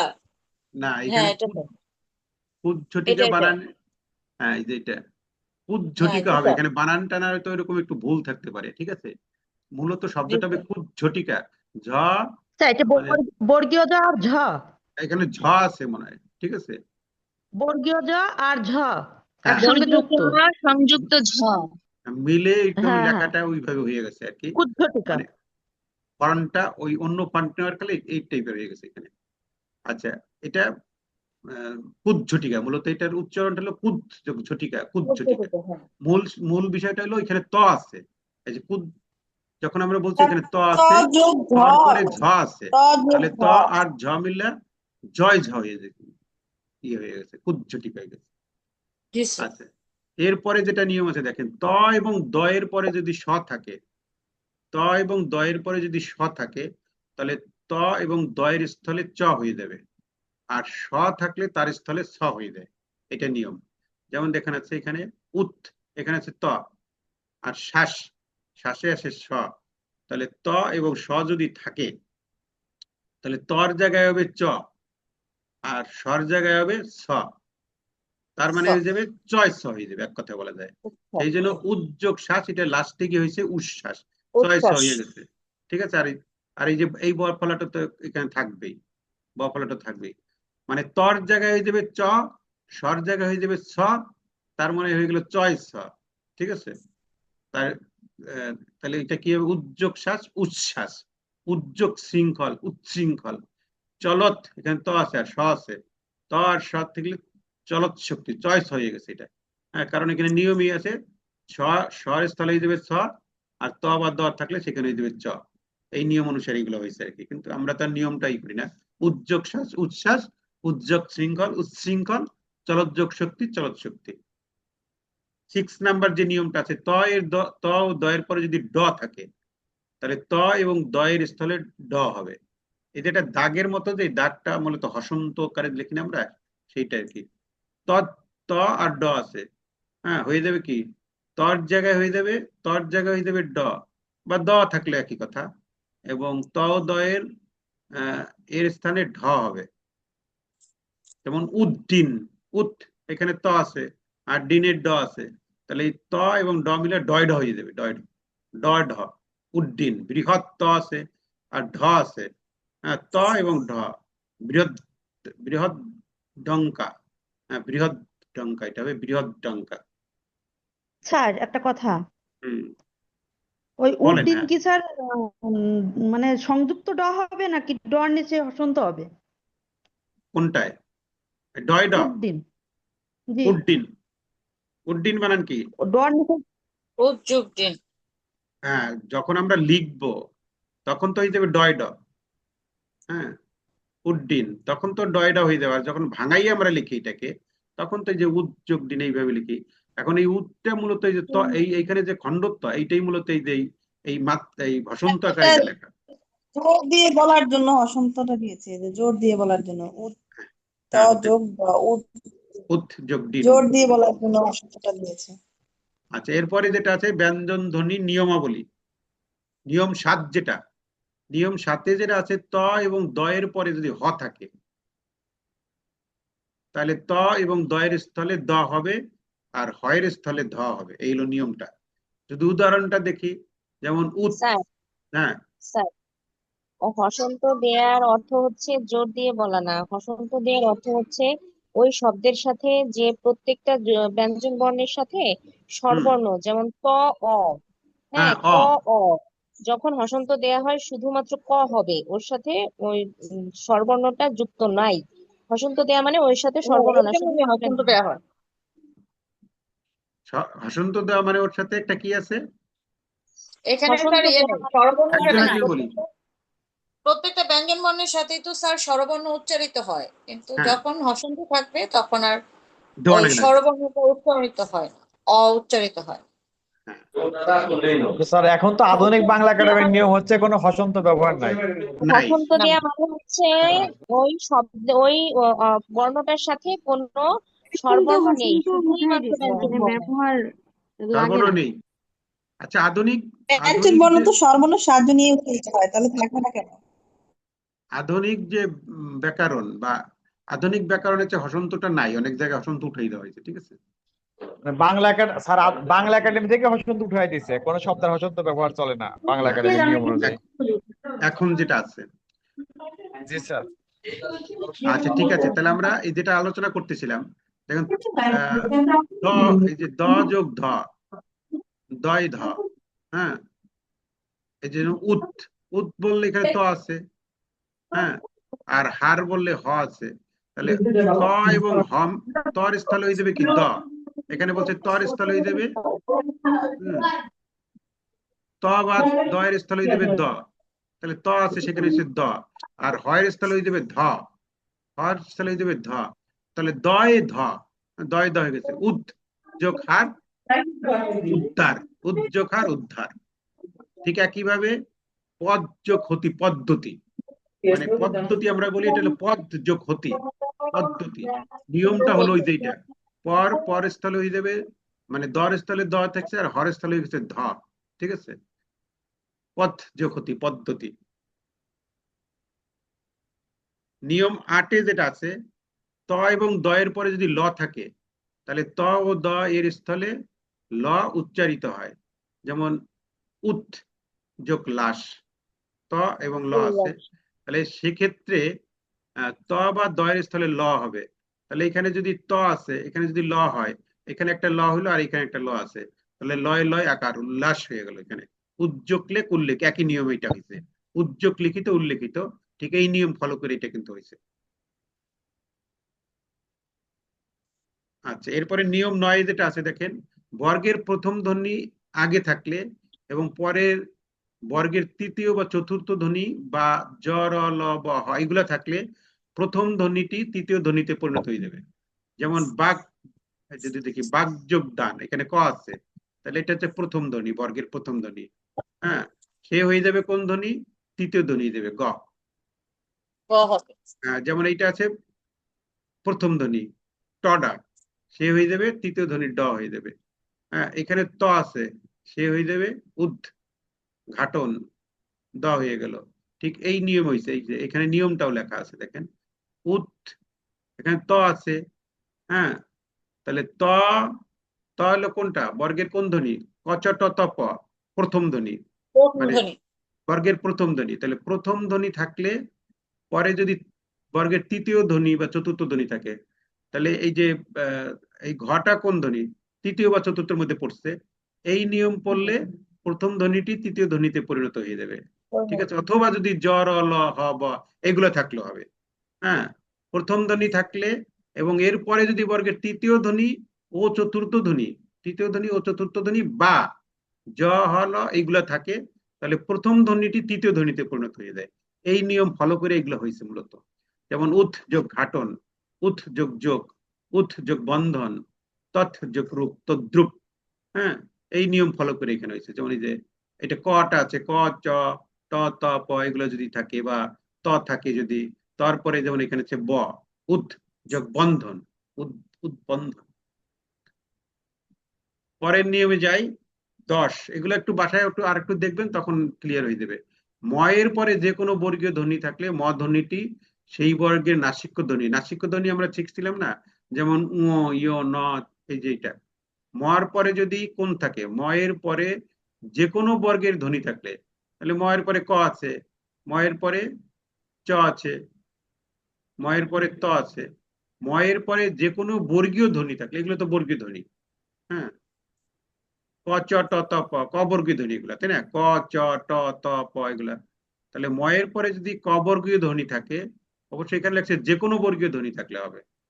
তখন ওই যে বর্গীয় ধ্বনিটা আছে, হ্যাঁ, ম বর্ণটি সেই বর্ণের নাসিক্য ধ্বনি হয়ে যাবে।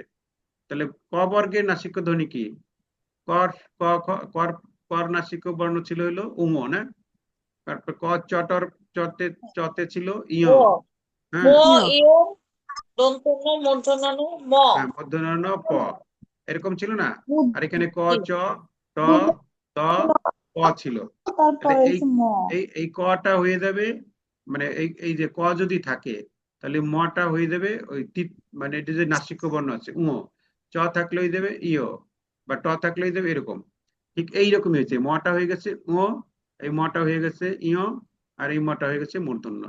ঠিক আছে, আর পরে যে ক চ ট ত ছিল এগুলো ঠিকই আছে, এখানে ঠিকই থাকবে, এগুলো এগুলো কোনো পরিবর্তন হবে না। এখন এই নিয়মটা কি? যেমন শঙ্কা, সম, সমযোগকা, শঙ্কা। তারপর সঞ্চয়, সমযোগ, সঞ্চয় কি হয়ে যাবে? সংযোগ, ম হয়ে যাবে, এই মটা এটা হয়ে গেছে। সন্তাপ, সংযোগ তাপ, সন্তাপ। ঠিক আছে, এইটা একটা নিয়ম, নাসিক বর্ণ হয়ে যাবে। নিয়ম 11 যেটা আছে, ময়ের পরে যদি অন্তস্থ ধ্বনি থাকে, অন্তস্থ ধ্বনি কি? জ র ল ব এই কটা যদি থাকে, ঠিক আছে, কিংবা স স এগুলো যদি থাকে, মানে শীষ ধ্বনি যেটাকে বলি আমরা, শীষ ধ্বনি যেটা, এইগুলা যদি থাকে কিসের পরে? ময়ের পরে যদি থাকে, তাহলে ময়ের স্থলে অনুস্বর হয়ে যায়। নিয়মটা হলো এই। উদাহরণটা কি? যেমন সম ম আছে, এই যে ম আছে, ময়ের পরে যদি অন্তস্থ ধ্বনি থাকে, এই কয়টা থাকে, এই কয়টার যে কোনো থাকলে হবে। যেমন এখানে জ আছে, হ্যাঁ, তারপর এখানে ল আছে, তাহলে দেখো তারপর মূর্ধন্য এখানে ষ ব তালব্য ষ আছে। দুইটা আছে। হুম, এটা এই যে দন্ত স হবে না কর? হ্যাঁ, না এই যে এইগুলা জ র ল ব এই কটা। হ্যাঁ, তারপরে স্যার তারপরে দন্ত তালুর স দন্ত হবে। স হক, তালুর মধ্যে স এখানে এখানে স হবে সেইটা। জি স্যার। আচ্ছা, তাহলে স ম, এখানে ম আছে আর জ আছে, তাহলে হয়ে যাবে অনুস্বর হয়ে যাবে এটা। হ্যাঁ, থাকলে ময়ের স্থলে এই যে শটা রয়ে গেছে, এই ময়ের যে জায়গাটা, ময়ের জায়গাটা হয়ে গেছে অনুস্বর, এই ময়ের জায়গাটা হয়ে গেছে অনুস্বর, এই ময়ের জায়গাটা হয়ে গেছে অনুস্বর, সংবাদ। আর আগেরটা পরেরটা ঠিক আছে, ঠিক আছে। এবং এই সূত্রটা হচ্ছে এটা, সংশয়, সংবাদ, হ্যাঁ, সংযম হতে পারে, হ্যাঁ, সংযোগজম, সংযম। আচ্ছা, পরে আরেকটা আছে 12 নম্বরের নিয়মটা আছে কি, চ এবং জয়ের পরে যদি নাসিক্য ধ্বনি থাকে, নাসিক্য ধ্বনি সেটা তালব্য ধ্বনি হয়ে যাবে। হ্যাঁ, নাসিক্য ধ্বনি কোনগুলা সেটাও জানি, আবার তালব্য ধ্বনি কোনগুলা সেগুলো কিন্তু আমাদের জানা থাকতে হবে, বা আমরা আগের প্রথম দিনের কিন্তু এগুলো বলছিলাম, পড়ানো হয়েছিল। হ্যাঁ, সেখানে যেটা আছে, যেমন চ এখানে আছে, মানে উদাহরণটা দেখতে হবে আগে। যেমন হচ্ছে চাস না, হ্যাঁ, চাস যোগ না, এখানে চ আছে, চ এর পরে চ বা জয়ের পরে আছে কোন বর্ণটা, নাসিক্য বর্ণ কোনটা, এই যে ন। হ্যাঁ, ন থাকলে এই নটা তালব্য ধ্বনি হয়ে গেছে। তালব্য ধ্বনি মানে কোনটা আবার, মানে যে যে যে ধ্বনিগুলো ছ দ ধ হ্যাঁ, তালব্য ধ্বনি কোনটা, চ ছ জ ঝ তালব্য স। স স হ্যাঁ, এই যে বর্গীয় এইটা, ধ এই যে ইওটা আগে হবে স বোধহয়, জানো। বর্গীয় ধ ইয়। হ্যাঁ, এইগুলো হচ্ছে তালব্য, অর্থাৎ যেখানে উচ্চারণের করতে তালু দিয়ে উচ্চারণ। তালু সহযোগিতা নেওয়া লাগে, সেগুলো হচ্ছে তালব্য। আমরা ওই যে ধ্বনির ওইখানে আমরা পড়েছিলাম, এই জিনিসগুলো ছিল, ঠিক আছে। চ ছ আচ্ছা, জ। তাহলে সেই নিয়ম অনুসারে যে নাসিক্য ধ্বনি যেটা, হ্যাঁ, এখানে যেমন নাসিক্য ধ্বনি ছিল ন, এই নটা হয়ে গেছে এই যে এইটা। জি তারপরে স্যার। এখানে ছিল ন, ইওটা আগে হবে স্যার। হ্যাঁ, এটা হয়ে গেছে এই যে যজ্ঞ, যশ যোগ ন, যজ্ঞ। এটা কিন্তু এটার সাথে কোনো মিলে নাই, যজ্ঞ বানলে যজ যোগ ন হবে কখনো, হওয়ার কথা না, এটা নিয়ম অনুসারে হওয়ার কথা না, কিন্তু না। যজ্ঞতে যশ যোগ নই হবে, কারণ ওই নিয়ম অনুসারে হয়েছে এগুলা, ঠিক আছে। যেমন রাজ্ঞী, রাজ্ঞী না, রাজ্ঞীতে কি রাজযোগ নি, রাজ্ঞী।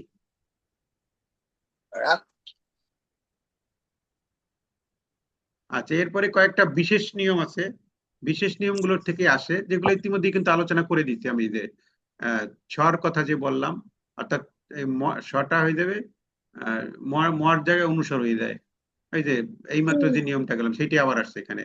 আবার এরপরে যেটা বললাম ওই স্লাইডটা আবার এখানে আসছে, নাসিক্য বর্ণ তালব্য বর্ণ হয়ে যাবে। এরপরে এটা হচ্ছে দ এবং ধয়ের পরে ক চ ট ত প খ ঝ ঢ থ প থাকলে দ বা ধয়ের স্থলে অঘোষ অল্প প্রাণ ধ্বনি হয়। যেমন তৎ যোগ কাল, তৎকাল, কালীন, না তৎকাল এখানে হবে না, এটা হবে না, তৎকাল, তৎযোগ কাল, তৎকাল, খুদ যোগ পিপাসা, খুদ পিপাসা।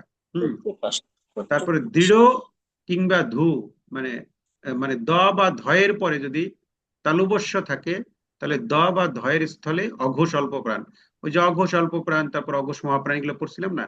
যেমন বিপদ, এই যে দ আছে, হ্যাঁ, বিপদ যোগ সংকুল হয়ে যাবে বিপদ সংকুল, হ্যাঁ, তৎযোগ সম হয়ে যাবে তৎসম। আবার ছ এরপরে যদি ত বা থ থাকে, তাহলে ত এবং থয়ের স্থলে ট বা ঠ হয়ে যায়। যেমন এই যে কৃষ্টি, হ্যাঁ, ওই যে বৃষ্টি বললাম না এই মাত্র, কৃষ্যক্তি, কৃষ্টি, তাহলে বৃষ্টি কি হবে, বৃষযক্তি হবে নাকি, বৃষ্টি, বৃষযক্তি, বৃষ্টি। আকৃষ্ট, আকৃষ্ট, আকৃষ যুক্ত, আকৃষ্ট, মানে তটা হয়ে যাবে, এই যে ত থাকলে হয়ে যাবে ট, আর থ থাকলে হয়ে যাবে ঠ। তাহলে এখানে আছে ত আছে, হ্যাঁ, ত থাকলে হয়ে গেছে ট, এই যে ট হয়ে গেছে, এখানে ত আছে, এই তটা হয়ে গেছে ট, হ্যাঁ, আর থর নিয়মটা হলো ষষ্ঠ, ওই যে ওইটা, হ্যাঁ, সযোগ পরে থ, যে ষষ্ঠ, ষষ্ঠটা তাহলে কি ষষ্ঠ যোগ থ, তাই হ্যাঁ, না? ষষ্ঠ যোগ থ, ষষ্ঠ, ট হ্যাঁ ওখানে থ হুম, ওই এইখানে উদাহরণটা দেওয়া নাই, এই যে আগের স্লাইডটা যেটা আছে, ওই যে শস যোগ থ হবে ওটা, ঠিক আছে? কারণ ওইখানে ছিল কি শস, হ্যাঁ, যোগ থ, ষষ্ঠ, হ্যাঁ,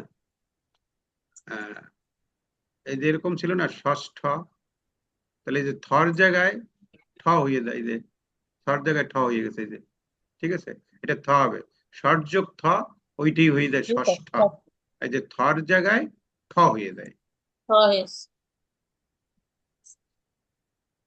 আচ্ছা, এরপরে বিসর্গ সন্ধি। বিসর্গ সন্ধিতে মূলত দুই ধরনের হয়, একটা হলো রজাত, হ্যাঁ, আর একটা হচ্ছে স্বজাত বিসর্গ, দুই ধরনের হয়।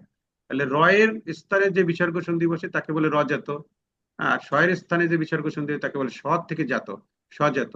যেমন অন্তর, হ্যাঁ, অন্ত, নয়ত, এরকম হয়। প্রান্তর, প্রান্ত, পুনর, পুনঃ। আর স্বজাত নমস, নমঃ, পুরস, পুর, শিরস, শির। এইটাকে দুইটা ভাগে ভাগ করছে, একটা হলো রজাত, অর্থাৎ র থেকে উৎপত্তি, আর একটা হচ্ছে স্বজাত, স্বর থেকে হয়। এখন আমরা বিসর্গ সন্ধি চিনবো কিভাবে? বিসর্গ সন্ধি চেনার একটা নিয়ম আছে। কোনটা এটা? বিসর্গ সন্ধি হচ্ছে দুই ধরনের হয়, একটা হচ্ছে রজাত। রজাত বলতে হচ্ছে রয়ের স্থানে যে বিসর্গ সন্ধি বলছে, যেমন ওই যে মানে এরকম এই প্রাত, অন্তর, অন্তর থেকে এই রটা বাদ দিয়ে গেলে অন্ত, প্রান্তর, রটা বাদ দিয়ে দিলে প্রাত, পুনর, পুন, হ্যাঁ, এগুলো সবই হচ্ছে রট থেকে উৎপন্ন হয়েছে। আর স থেকে যেমন মূল শব্দটা ছিল, টোটালি কথা স্যার, যেখানে বিসর্গ থাকবে সেটাই। হ্যাঁ, বিসর্গটা কিভাবে আসছে, বিসর্গটা মানে রটা বাদ দিয়ে বিসর্গটা হয়েছে এইটুকু। রটা বাদ দিয়ে বিসর্গটা ব্যবহার হয়েছে। হ্যাঁ, যেমন নমস, এখানে স ছিল, হ্যাঁ, এইখানে স ছিল, এইখানে বাদ দিয়ে এই যে বিসর্গ আসছে, এই জন্য এটা স থেকে জাত হয়েছে, এটা রট থেকে জাত হয়েছে। আচ্ছা, এখন বিসর্গ সন্ধি আমরা চিনবো কেমনে? নিচের কোনটি বিসর্গ সন্ধি, এরকম পরীক্ষা আসে কিন্তু। বিসর্গ সন্ধি চেনার একটা সূত্র আছে, সেটা হলো তিন সরাও, তিন সরাও, তিন স রাও, মানে তিন স বলতে তিনটা স, হ্যাঁ, তালব্য স, মধ্যম স, দন্ত স, তিনটা স আর র আর ওকার, এই কয়টা যদি থাকে তাহলে সেইটাকে আমরা বলবো বিসর্গ সন্ধি সবসময়। হ্যাঁ, এখন ও ও র, যেটা র, র মানে কি? র মানে তো রেপ, এগুলা থাকলে সন্ধিজাত শব্দটি বিসর্গ সন্ধি হবে। যদি রেপ থাকে তাও হবে, রেপ মানেই তো র, হ্যাঁ, কারণ র এবং রেপ একই জিনিস, র লেখাও যে জিনিস আর রেপ লেখাও একই জিনিস। যেমন নিশ্চয়, এখানে যে স আছে, হ্যাঁ, তাহলে এই যে নিঃ যোগ চয়, এই যে এই স আছে, গেল এটা। নিষ্ঠুর, হ্যাঁ, এখানে কি আছে? ঠ, এটা মানে ই স আছে, যে কি বলে নিষ্ঠুর বানায় কি, এই যে এই শটা আছে এইটা, তাহলে এই স, এই যে এই স আছে, তিন স মিলিয়ে দিচ্ছে মূর্ধন্য ষ। নিষ্ঠুর, হ্যাঁ, মধ্যন্য স যেটাকে বলি আমরা। আর হচ্ছে মনস্তাপ, এইটা আছে যে দন্তস্ব, হ্যাঁ, তাহলে এখানে স আছে, তাহলে তিনটা স গেল, যে মনস্যোগ তাপ, মনঃ যোগ তাপ, এই গেল তিনটা স এর ব্যাপার। নিরাশয়, এখানে আছে র, হ্যাঁ, নিরাশয় নি, নিরাশা, নি যোগ আশা, এখানে আছে ন, মানে র আছে, র থাকলে এটা বিসর্গ সন্ধি হয়ে গেছে। যে তারপর নির্ণয়, এটা রেপ আছে, রেপ আর রত একই জিনিস, নি যোগ নয়, নির্ণয়, ঠিক আছে? এই যে তিনটা স, মানে ওরাও বলছি আমরা যেটাকে, তিন স, তিন সরাও, তিন সরাও মানে তিনটা স আর রাও, র আর ও আর হচ্ছে রেপ, এই তিনটা জিনিস, আর এখানে তিনটা স, এই ছয়টা জিনিস থাকলে সেইটা সবসময় বিসর্গ সন্ধি হবে। এটা মনে রাখার কৌশল হচ্ছে তিন সরাও, তিনটা স আর রাও, রা মানে র আর ওকারও আছে ওটার মধ্যে, আর র বলতেই রেপকার বোঝায়, কারণ র আর রেপকার একই। আচ্ছা, কিছু কিছু ক্ষেত্রে কোন, আগে জানা ছিল না, হ্যাঁ, বললাম দারুণ জিনিস স্যার, এটা জানা ছিল হ্যাঁ, না। তিন সরাও মিলে ইয়ে করলে আপনি এটা পারবেন। আচ্ছা, আরেকটা হচ্ছে যে নিপাতনের সিদ্ধ সন্ধি, মানে অনেক সময় নিপাতন বলতে বোঝায় যে কোনো নিয়ম মানে না যেটা, হ্যাঁ, সেই রকম কিছু স্বরসন্ধি আছে, সেইটা মনে রাখার একটা টেকনিক এখানে দেওয়া হয়েছে। টেকনিকটা হইলো, যেমন শব্দগুলো হইলো, যেমন সৌর, গবেন্দ্র, আগে শব্দগুলো বলি, তারপর মন্ত্রী, গবেশ্বর, শুদ্ধোধন, মাতণ্ড, গবাক্ষ, সারঙ্গ, তারপর পৌঢ়, কুলটা, সীমান্ত, অক্ষৌহিনী, তারপর হচ্ছে অনন্য। এই যে শব্দগুলা, এই শব্দগুলা হচ্ছে কোনো সন্ধি হয়েছে, এগুলা মানে করতে গিয়ে এগুলা কোনো নিয়ম মানে না, এজন্য এটার নাম দিয়েছে নিপাতনে। নিয়ম তো কতই শিখলাম, আরো কত নিয়ম হয়তো আছে, কিন্তু এইগুলা কোনো নিয়মের মধ্যে ফেলাইতে পারে নাই। এই জন্য এটার নাম দিয়েছে কি, নিপাতনে সিদ্ধ স্বরধ্বনি। এগুলো স্বরধ্বনি সবই। হ্যাঁ, নিপাতনে সিদ্ধ বলতে কোনো নিয়ম মানে না। এখন এই শব্দগুলো মনে রাখার জন্য এখানে একটা ছন্দের মতো করা হয়েছে। সেটা হচ্ছে স্বৈর রাজা গবেন্দ্র তার দুই পুত্র, দুই মন্ত্রী, একজনের নাম হচ্ছে গবেশ্বর ও শুদ্ধোধনকে নিয়ে সকালবেলায় মাতণ্ড দেখবেন বলে গবাক্ষ পথে তাকালেন। হ্যাঁ, গবাক্ষ বলতে জালনা দিয়ে তাকাইলেন।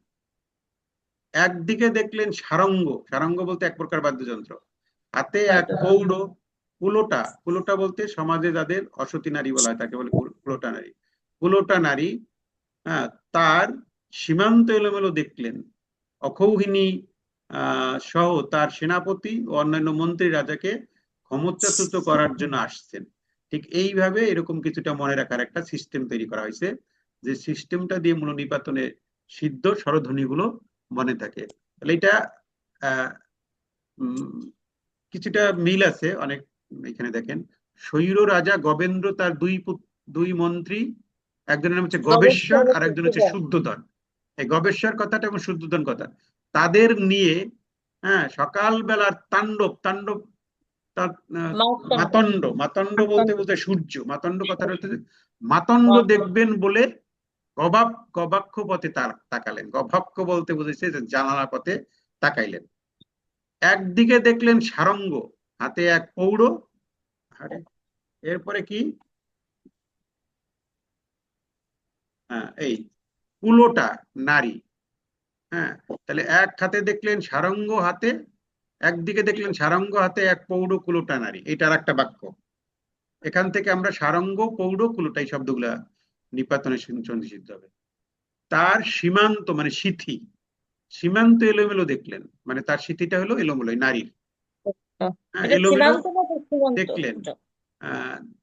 অক্ষৌহিনী সহ তার সেনাপতি অন্যান্য মন্ত্রী রাজাকে ক্ষমচ্যুত করার জন্য আসছে, এরকম একটা বাক্যর মতো করা হয়েছে, যেটা দিয়ে মূলত নিপাতনের সিদ্ধ স্বরধ্বনি গুলো মনে রাখা যায়। এখানে অনেকগুলো আছে, 1টা 2টা 3টা 4টা 5টা 6টা 7টা 8টা, হ্যাঁ, 9টা 10টা 11টা 12টা 13টা 13-14টা শব্দ আছে, যেগুলো হলো নিপাতনের স্বরধ্বনি।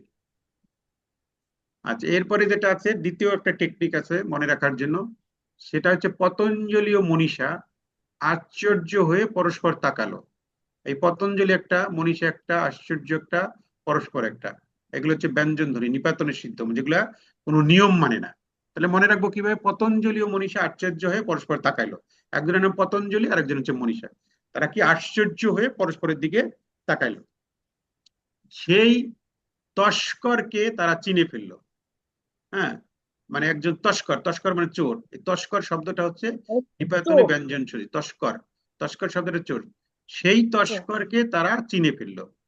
গত বৃহস্পতিবার 16 অথবা 11 জন মিলে লোকের গোষ্পদ আর বনস্পতি এরা ধ্বংস করেছে।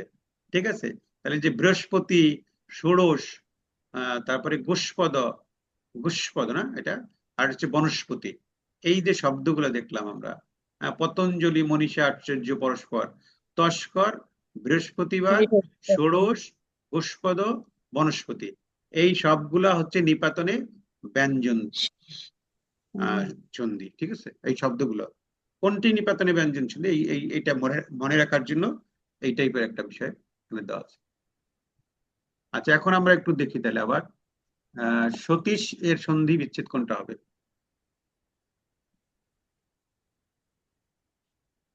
সতীশ, চ্যাট বক্সে একটু লিখি আবার।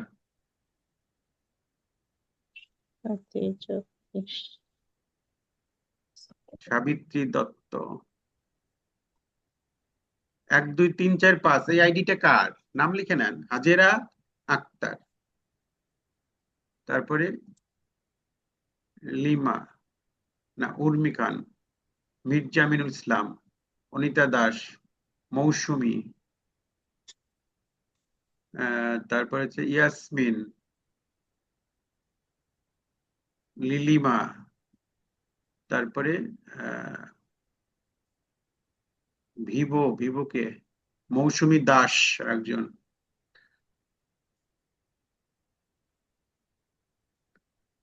আবরার, না সীমা,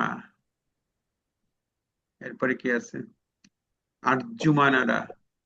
আচ্ছা, এখানে অনেকেই মানে প্রত্যেকেই ক খ মানে উত্তর করছেন।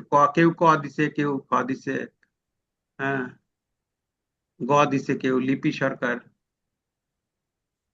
আমিনা খানম। আচ্ছা, তাহলে ক খ গ সবগুলি উত্তর করছেন আপনারা? গো হবে স্যার। হ্যাঁ, তার মানে এইটা একটা মানে যেহেতু এটা তাহলে সতীশ না, সতী যোগ ইস, এটা কয়েকটা যে সূত্র পড়াইছিলাম, কিন্তু ইকার এবং সূত্রটা কি ছিল যে রস্যিকার, দীর্ঘিকার এবং দীর্ঘিকার মিলে হ্যাঁ, দীর্ঘিকার হবে। রস্যিকার এবং দীর্ঘকার মিলে দীর্ঘকারী দীর্ঘিকার হবে। হয়। এই ওইগুলো একটা সূত্র ছিল, সেই সূত্রে পড়ছে এটা। এখানে সতী রস্যিকার আছে যে, আর ইস বানানে এইকার আছে, তাহলে এই দুইটা মিলে এই যে সতীশ দীর্ঘিকার হয়ে গেছে। মূলত উত্তর হবে এটা গ নম্বর, এটা হবে। ঠিক আছে, যারা গ দিয়েছেন তাদেরটা হয়েছে।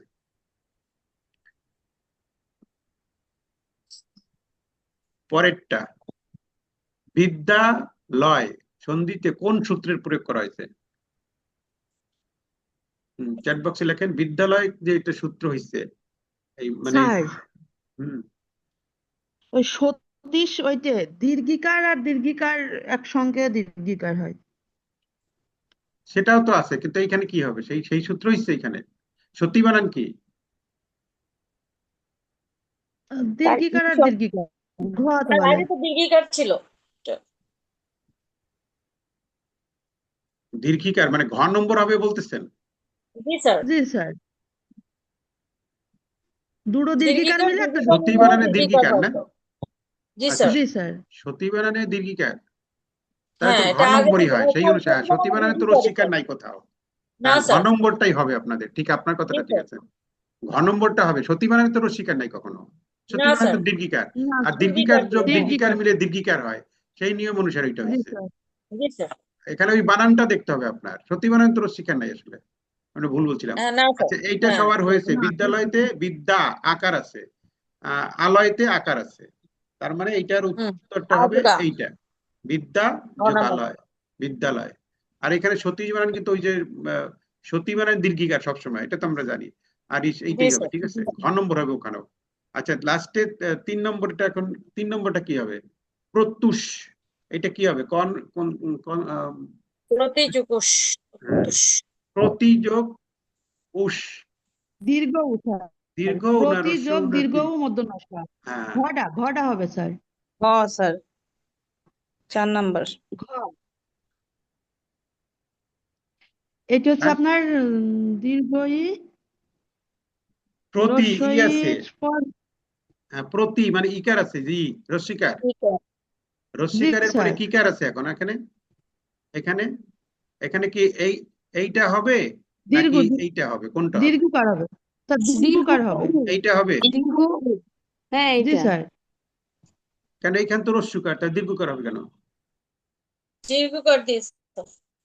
প্রত্যুষ বানান এখানে কি রস্যিকার না?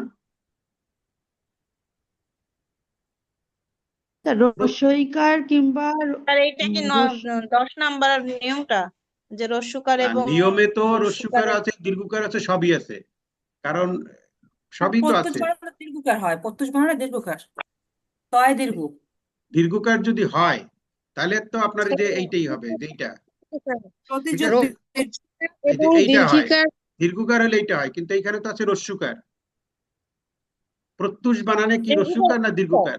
দীর্ঘকার স্যার স্যার। প্রত্যুষ বানানে রস্যকার। প্রত্যুষ বানানে তো রস্যকার আমরা জানি যতটুকু। স্যার স্যার প্রত্যুষ বানানে রস্যকার হ্যাঁ, হবে। পয়রফলা, দীর্ঘকার হয় স্যার। স্যার এটা তয়, জফলা এবং স হবে স্যার।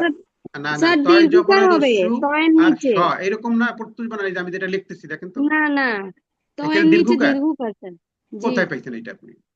স্যার দেখেন তো। আমি বলি স্যার, উষা উষা লিখতে গিয়ে কিন্তু আপনি রস্যুকার দেন না, রস্যু দেন না, উষা লিখতে গিয়ে দীর্ঘ হয়, এই জন্য হ্যাঁ, প্রতি যোগ উষ হবে, উষ উষ মানে উষা। উষ্মানুষ মানে দীর্ঘকার। জি স্যার, জি স্যার। এটা কিন্তু 100% শিওর, হ্যাঁ, এটাই উত্তর স্যার। আচ্ছা, তাহলে আমার মনে হয় এইখানে যে প্রত্যুষ বানানটা লিখছে এইটা মনে হয় ভুল আছে আমার মনে হয়। তাহলে না না, এখানে ঠিক আছে স্যার, ঠিক না আছে, এইটা স্যার, মনে ঠিক হয় আছে। ঠিক ঠিক আছে। আছে। এইটা জি ঠিক স্যার। হইলে এখানে এখানে তো রস্যুকার, তাহলে দীর্ঘকার হলো কেমনে?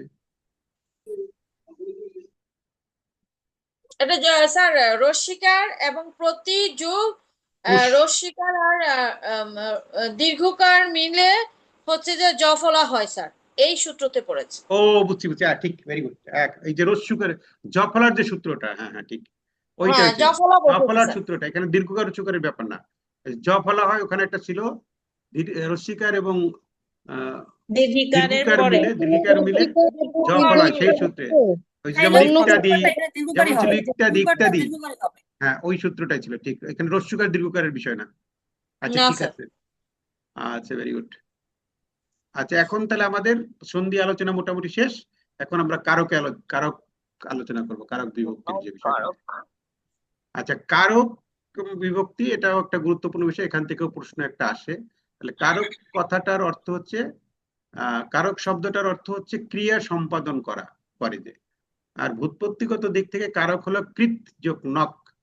ক্রিয়া সম্পাদনের জন্য বিভিন্ন উপকরণ অর্থাৎ ব্যক্তি লাগে, স্থান লাগে, কাল লাগে, এগুলোর দরকার হয়। ক্রিয়াটা কোনো ব্যক্তির দ্বারা হইতে পারে, কোনো স্থানে হইতে পারে, কোনো সময় হইতে পারে। এদের সঙ্গে ক্রিয়াপদের যে সম্পর্ক সেটি হচ্ছে কারক। তাহলে বলা যায় বাক্যের অন্তর্ভুক্ত ক্রিয়াপদের সাথে অন্যান্য পদের যে সম্পর্ক থাকে তাকে মূলত কারক বলে। একটা উদাহরণ দিয়ে যদি দেখি তাহলে আমাদের বিষয়টা ক্লিয়ার হয়ে যাবে। যেমন এখানে আছে, ঢাকায় রাষ্ট্রপতি রাজকোষ থেকে নিজ হাতে গরিবদেরকে অর্থ প্রদান করলেন। এরকম অনেকগুলো বাক্য আমরা জানি, এখানে একটা উদাহরণ হিসেবে দেখানো হয়েছে। এইখানে মূলত এই যে প্রদান করলেন, প্রদান করছেন, এটা হচ্ছে ক্রিয়া। এই ক্রিয়ার সাথে অন্যান্য যত পদ আছে এখানে প্রত্যেকটা পদের যে সম্পর্ক সেইটি হচ্ছে কারক। যেমন এখানে কে দান করছে? রাষ্ট্রপতি।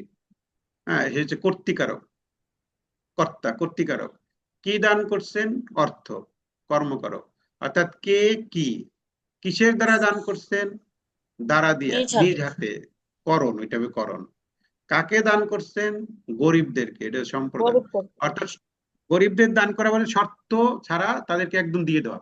দান করে এখানে ফেরত আসবে না আর কি, সেটা শর্ত ত্যাগ করে দান যাকে বলে, সম্প্রদান। অর্থাৎ দান করলে আর ফিরে পাওয়া যাবে না, যেমন কন্যাদানের মতো সম্প্রদান, এরকম একটা বিষয়। কোত্থেকে দান করছেন? রাজকোষ থেকে বলছে এখানে। হ্যাঁ, এটা হচ্ছে অপাদান, স্থান বুঝাইছে। কোথায় দান করছেন? ঢাকায়, স্থান বুঝাইছে এটা। অধিকরণ। কোথা থেকে দান করছে মানে একটা জায়গা হইতে কিনা, এই যে এইটা। আর এটা হলো স্থান বুঝাইছে, অধিকরণ কারক। তাহলে এই যে 6টা জিনিস আছে এখানে, হ্যাঁ, কর্তৃ, কর্ম, করণ, সম্প্রদান, অপাদান এবং অধিকরণ।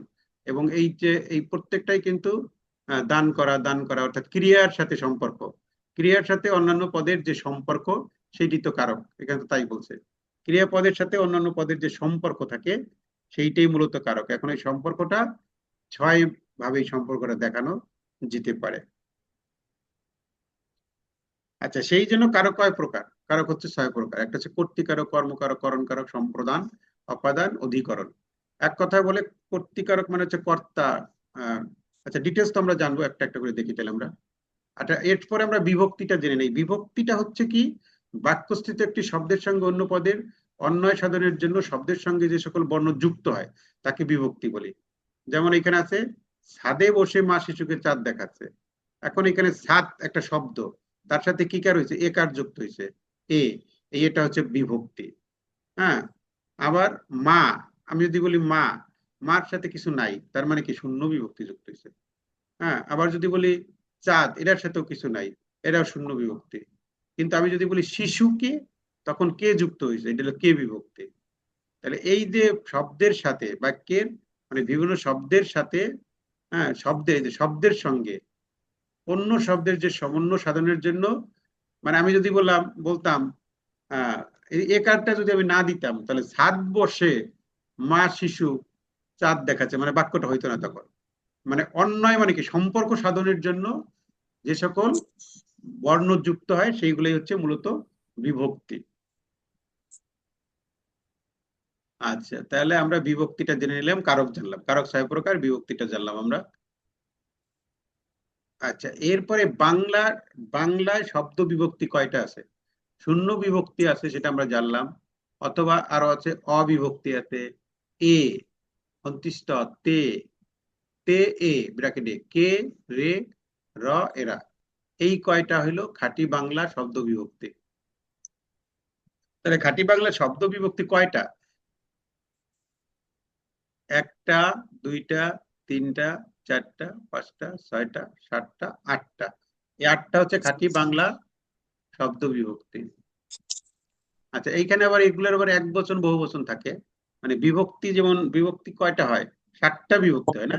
প্রথমা, দ্বিতীয়া, তৃতীয়া, চতুর্থ, পঞ্চমী, ষষ্ঠী, সপ্তমী। এখন প্রথমা বিভক্তি, এটার আবার এক বচন বহু বচনে হয়, মানে এক বচনের শূন্য হতে পারে অ, আ, অন্ত্যেষ্ট, এই কয়টা।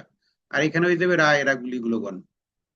দ্বিতীয়তে হয় সবসময় কেরে, এরে, দিকের, দিকরে, এটা হয় এরকম। আর তৃতীয় বিভক্তি দ্বারা, দিয়ে, কর্তৃক, এইগুলো মনে রাখলেই হয়। হ্যাঁ, আর এটা তো বহু বচন। তারপরে তাহলে প্রথমে হচ্ছে শূন্য, অ, আ, অন্ত্যেষ্ট। দ্বিতীয় হচ্ছে কে, রে, এরে, দ্বারা, দিয়ে, কর্তৃক। দ্বিতীয়, চতুর্থতে হচ্ছে কে, রে, এরে। দ্বিতীয় চতুর্থ কিন্তু এক, কিন্তু চতুর্থ ক্ষেত্রে হচ্ছে মানে কি বলে, স্বার্থ ত্যাগ করে দান করা, তাই না? তারপরে হইতে থেকে চেয়ে, এইটাই পঞ্চমী। আর ষষ্ঠীতে হবে র এর, সপ্তমীতে হবে এ, অতে। এই যে এক বচন, এই এক বচন গুলো মনে রাখলে হয়, এটা বহু বচন আমাদের লাগে না, কারণ কারক বিভক্তি নির্ণয় করার সময় এই এক বচন এই জিনিসগুলো ব্যবহার করা হয়, কাজে লাগে আর কি। এখন যদি কর্তৃকারক দেখি আমরা, কর্তৃকারকের মধ্যে আছে যে বিশেষ্য বা সর্বনাম পদ ক্রিয়া সম্পাদন করে তাকে কর্তৃকারক বলে। ক্রিয়ার সাথে কে বা কারা, যদি কে দিয়ে প্রশ্ন করি বা কারা দিয়ে প্রশ্ন করি, তাহলে যে উত্তর পাওয়া যাবে সেই হচ্ছে কর্তৃকারক। যেমন সুজন ক্রিকেট খেলে, তাহলে কে ক্রিকেট খেলে? সুজন। তাহলে সুজন কোন কারকে, কোন কারক? কর্তৃকারক। এখন এই কর্তা আবার কয়েক ধরনের হতে পারে। একটা হতে পারে মুখ্য কর্তা, মানে সে নিজেই নিজের কাজ করে, সেই হচ্ছে মুখ্য বৈজ্ঞানিক কর্মকর্তা থাকে না?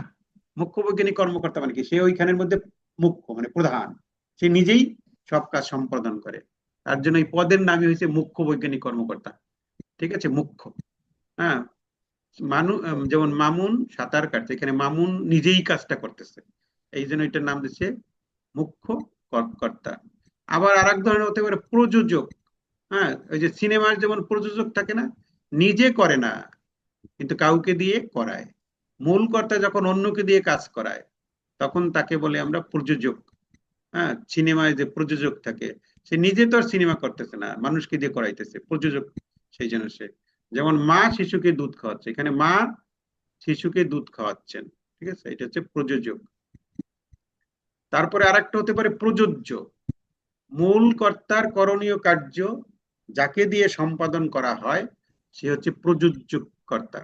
যেমন রাখাল গরু চড়ায়, এটা এখানে রাখালটা হচ্ছে প্রযোজ্য কর্তা, ঠিক আছে। আরেকটা আছে বেতিহার কর্তা।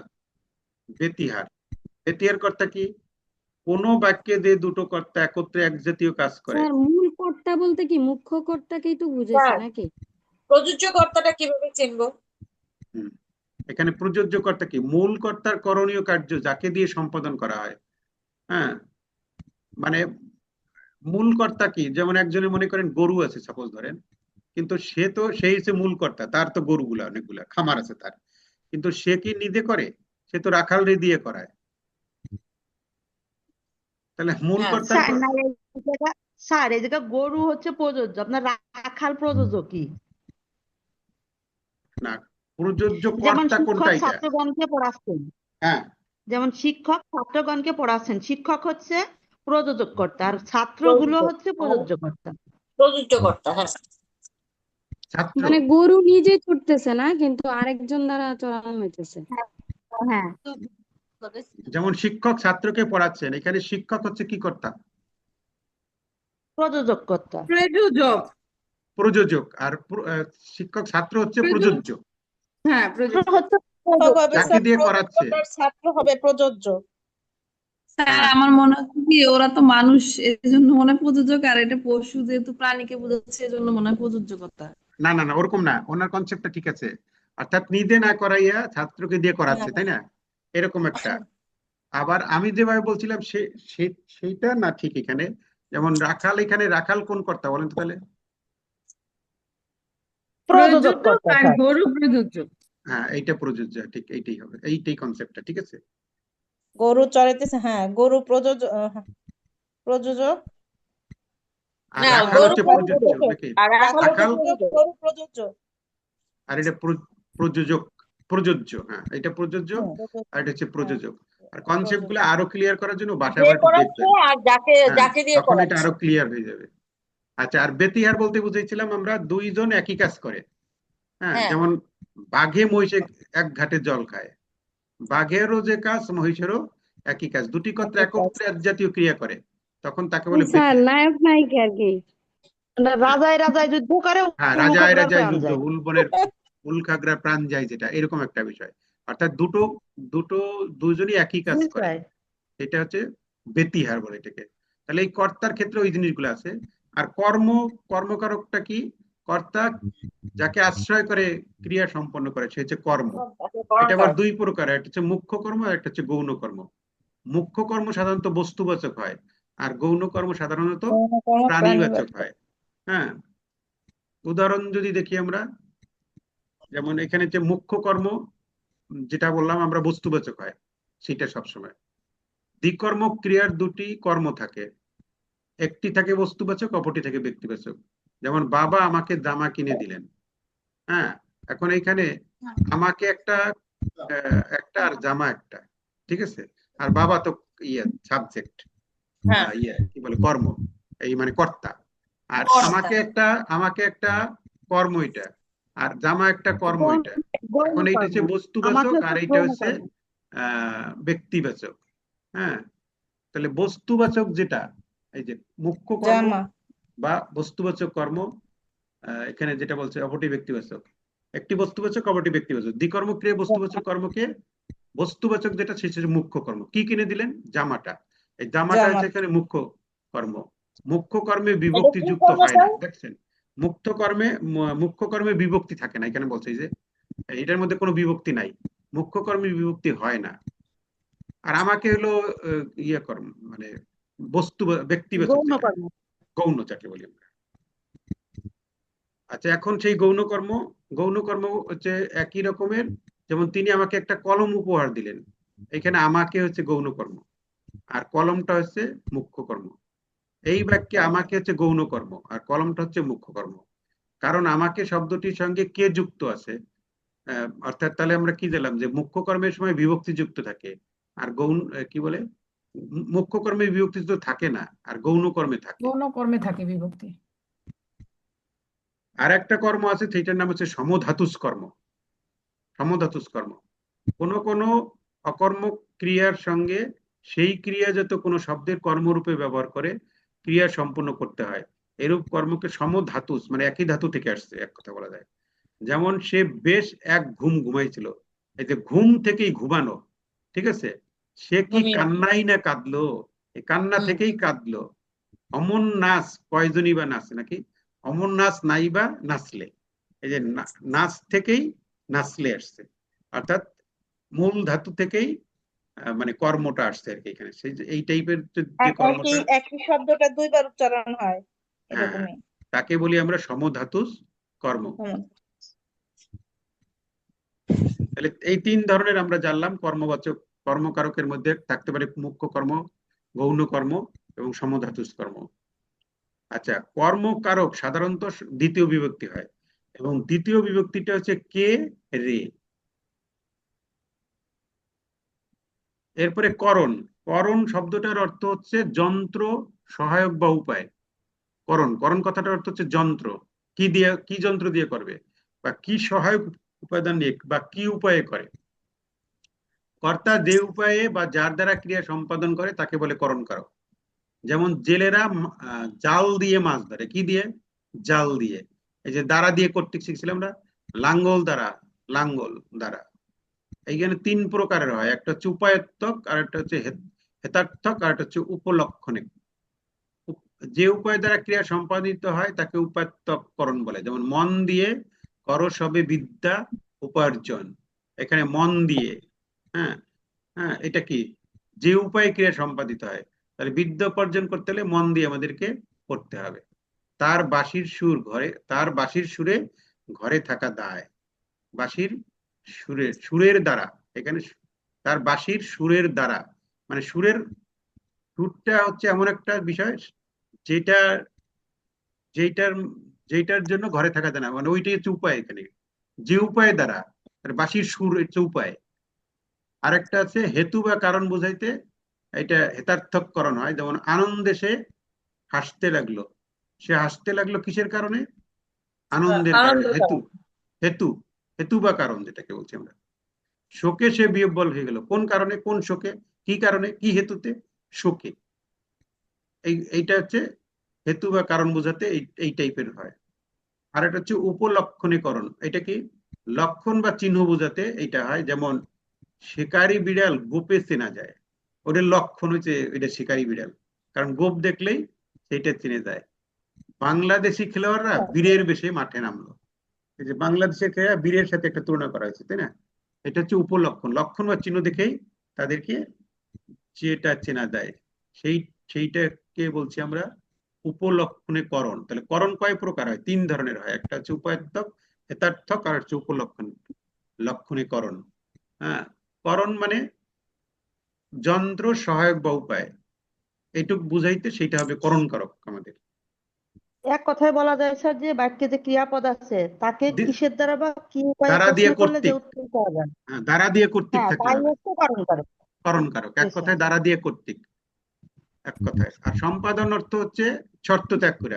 এখানে দ্বিতীয়র সাথে, এটা তো চতুর্থ ইয়ে হয় সাধারণত, মানে সম্পাদন কারকে সাধারণত চতুর্থ বিভক্তি হয়, মানে চতুর্থ বিভক্তি আর দ্বিতীয় বিভক্তি একই রকমের।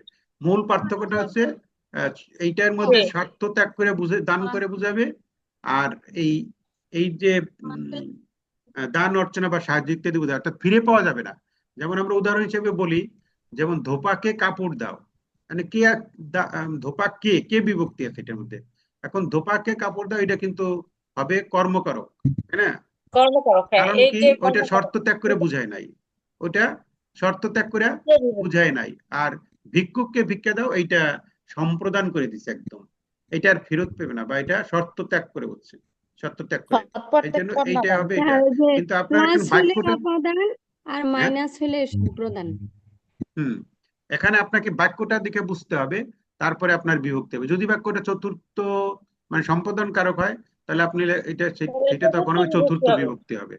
ঠিক আছে, আচ্ছা, আমরা প্রায় চলে আসছি শেষের দিকে। এরপরে যেটা আছে, যা কিছু থেকে গৃহীত, জাত, বিচ্যুত, আরম্ভ, ভীত, উৎপন্ন, দূরীভূত, রক্ষিত, এই কথাগুলো মনে রাখতে হবে। জাত, বিচ্যুতি, আরম্ভ, ভীত, উৎপন্ন, দূরীভূত, রক্ষিত, এগুলো বোঝায়, সেটা হচ্ছে অপাদান কারক। যেমন গৃহীত, মেঘ থেকে বৃষ্টি হয়, এইটা এই যে মেঘ থেকে বৃষ্টি হয়, এখানে কোন অর্থে বিবৃত হয়েছে? গৃহীত অর্থে। কিন্তু কারণ কি? যেখানে বাঘের ভয় সেখানে রাত পোহায়, এটা তো ভীত অর্থে বুঝলাম। জমি থেকে ধান হয়, এটা বললাম উৎপন্ন। খেজুর রসে গুড় হয়, এটা হচ্ছে জাত। গাছ থেকে পাতা পড়ে, এটা বিচ্যুতি হয়, এটা বুঝলাম। এদেশ থেকে সব অন্যায় দূর করে দাও, এটা দূরীভূত বুঝলাম। সোমবার থেকে কাজে যোগ দাও, আরম্ভ বুঝলাম। বিপদ হতে রক্ষা করো, এটা রক্ষিত। কিন্তু মেঘ থেকে বৃষ্টি, এটা গৃহীত অর্থে ব্যবহৃত হলো কিভাবে? হ্যাঁ, বলেন তো স্যার, হ্যাঁ, আপনি এই যে মেঘ থেকে বৃষ্টি হয়, এটা গৃহীত হয় না, এটা বিস্তৃত। যেহেতু মেঘ থেকে বৃষ্টি পড়ে যাচ্ছে, এটা তো আমি তো মানে এটা গৃহীত হয় না স্যার, এটা বিস্তৃত হয়। না, এটা মেঘের বৃষ্টিতে জমা থাকে, না, এখানে আধার, দেখেন, বৃষ্টির গাছ আধার থেকে হচ্ছে পাতা মেঘ। পড়ে, গাছ থেকে পাতা পড়ে, এটা তো বিচ্যুতি বোঝা যাচ্ছে। আর মেঘ থেকে বৃষ্টি হয়, এটা কিন্তু বইতে গৃহীত শব্দটা লেখছে, আমি তো এটা একটা বই থেকে নিয়েছি। তখন আমার প্রশ্ন মনে হয়েছিল যে এটা গৃহীত কিভাবে হয়? এখানে স্যার বৃষ্টিটা তো মেঘের মধ্যে থাকে, সংরক্ষিত থাকে, সেখান থেকে আমরা গ্রহণ করি নাকি? পাই। স্যার গৃহীত মানে আমি যেটা গ্রহণ করব, যেমন দুধ থেকে দই হয়, হ্যাঁ আমি তো দুধ থেকে দইটা নিচ্ছি, কিন্তু মেঘ থেকে বৃষ্টি তো সবখানেই আমি পাচ্ছি না। যে বনে জঙ্গলে যে বৃষ্টি হয় সেটা তো আর আমার না, এই জন্য ওইটা মানে গৃহীত হয় না হয় স্যার। হয় না, আপনার কথা মতো হয় না, কিন্তু না, এখানে এটা একটা পাতা তো ভোরে একবারেই পড়ে যায়, কিন্তু মেঘ থেকে বৃষ্টি হয় এটা কিন্তু হইতেই থাকে। বিচ্যুতি বলতে চান আপনারা? একবারে পড়ে যায়। আচ্ছা যাই হোক, এটা আপনারা একটু দেখেন, এটা গৃহীত এটা লেখছে বইতে, বৃষ্টিতে হবে। ঠিক আছে? মেঘ থেকে বৃষ্টি হয়, এটা গৃহীত শব্দটা লেখছে, উদাহরণ হিসেবে এইভাবে লেখছে আর কি। স্যার আপনি যে এবং বইটার একটা কথা বলছেন এমসিকিউ না, তে আমি নবম দেখেছি, দশম শ্রেণীর, সেখানেও যেটা লেখছে পিডিএফ মেঘ থেকে স্যার। বৃষ্টি হয়, এটা কি গৃহীত না বিচ্যুতি না দূরভূত নাকি জাত, কোনটা হবে?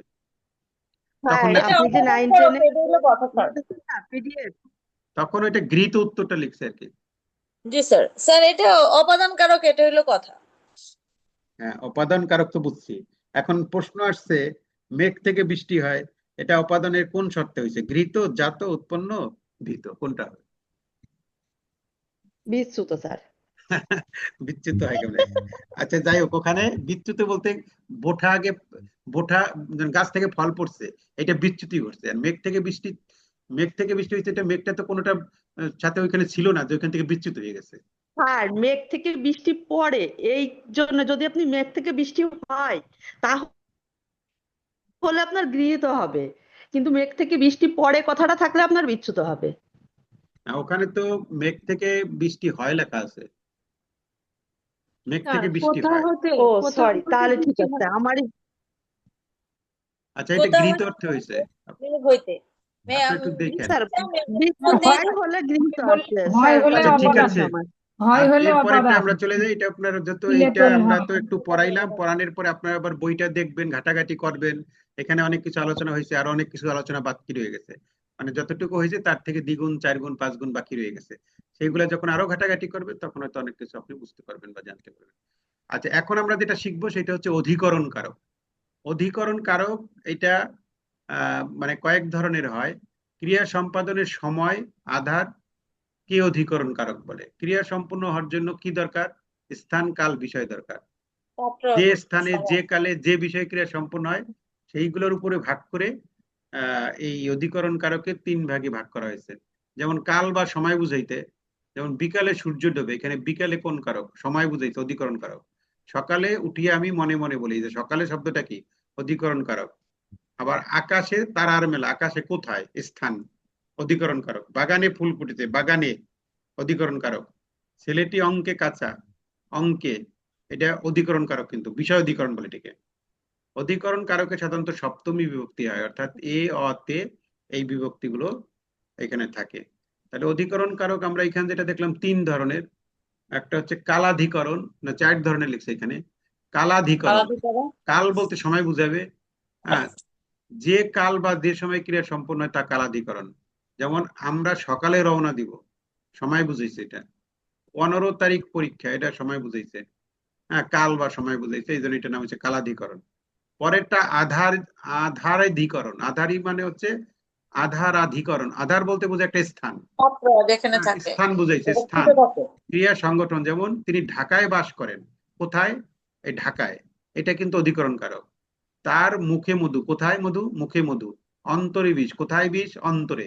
এখানে মুখের নিচেও দাগ আছে, অন্তরেও নিচে দাগ আছে, যেটার নিচেই দাগ থাকুক না কেন সেইটা হবে অধিকরণ কারক।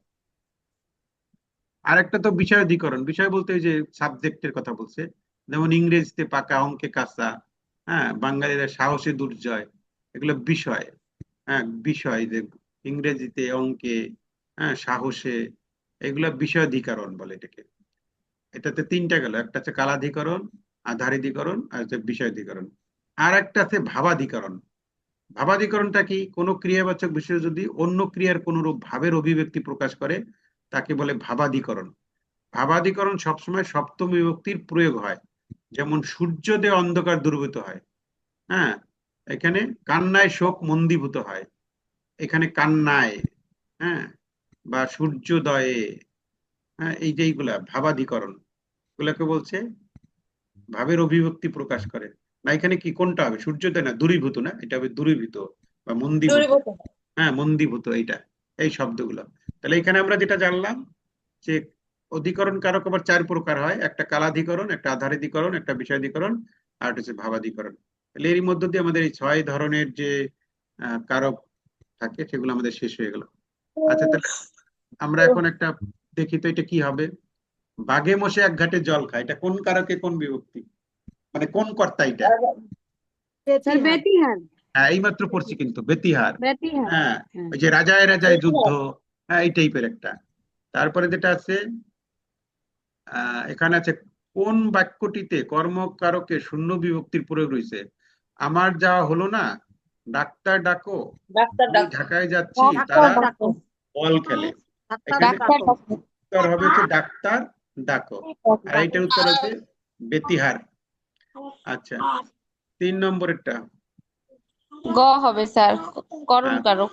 তারপরেরটা যাই, এই দুইটা গেল। এই 3 নম্বরটা, খেজুর রসে গুড় হয়, কি বুঝাতে ব্যবহৃত হয়েছে? জাত, উৎপন্ন, ঘৃত, বিচ্যুত? জাত।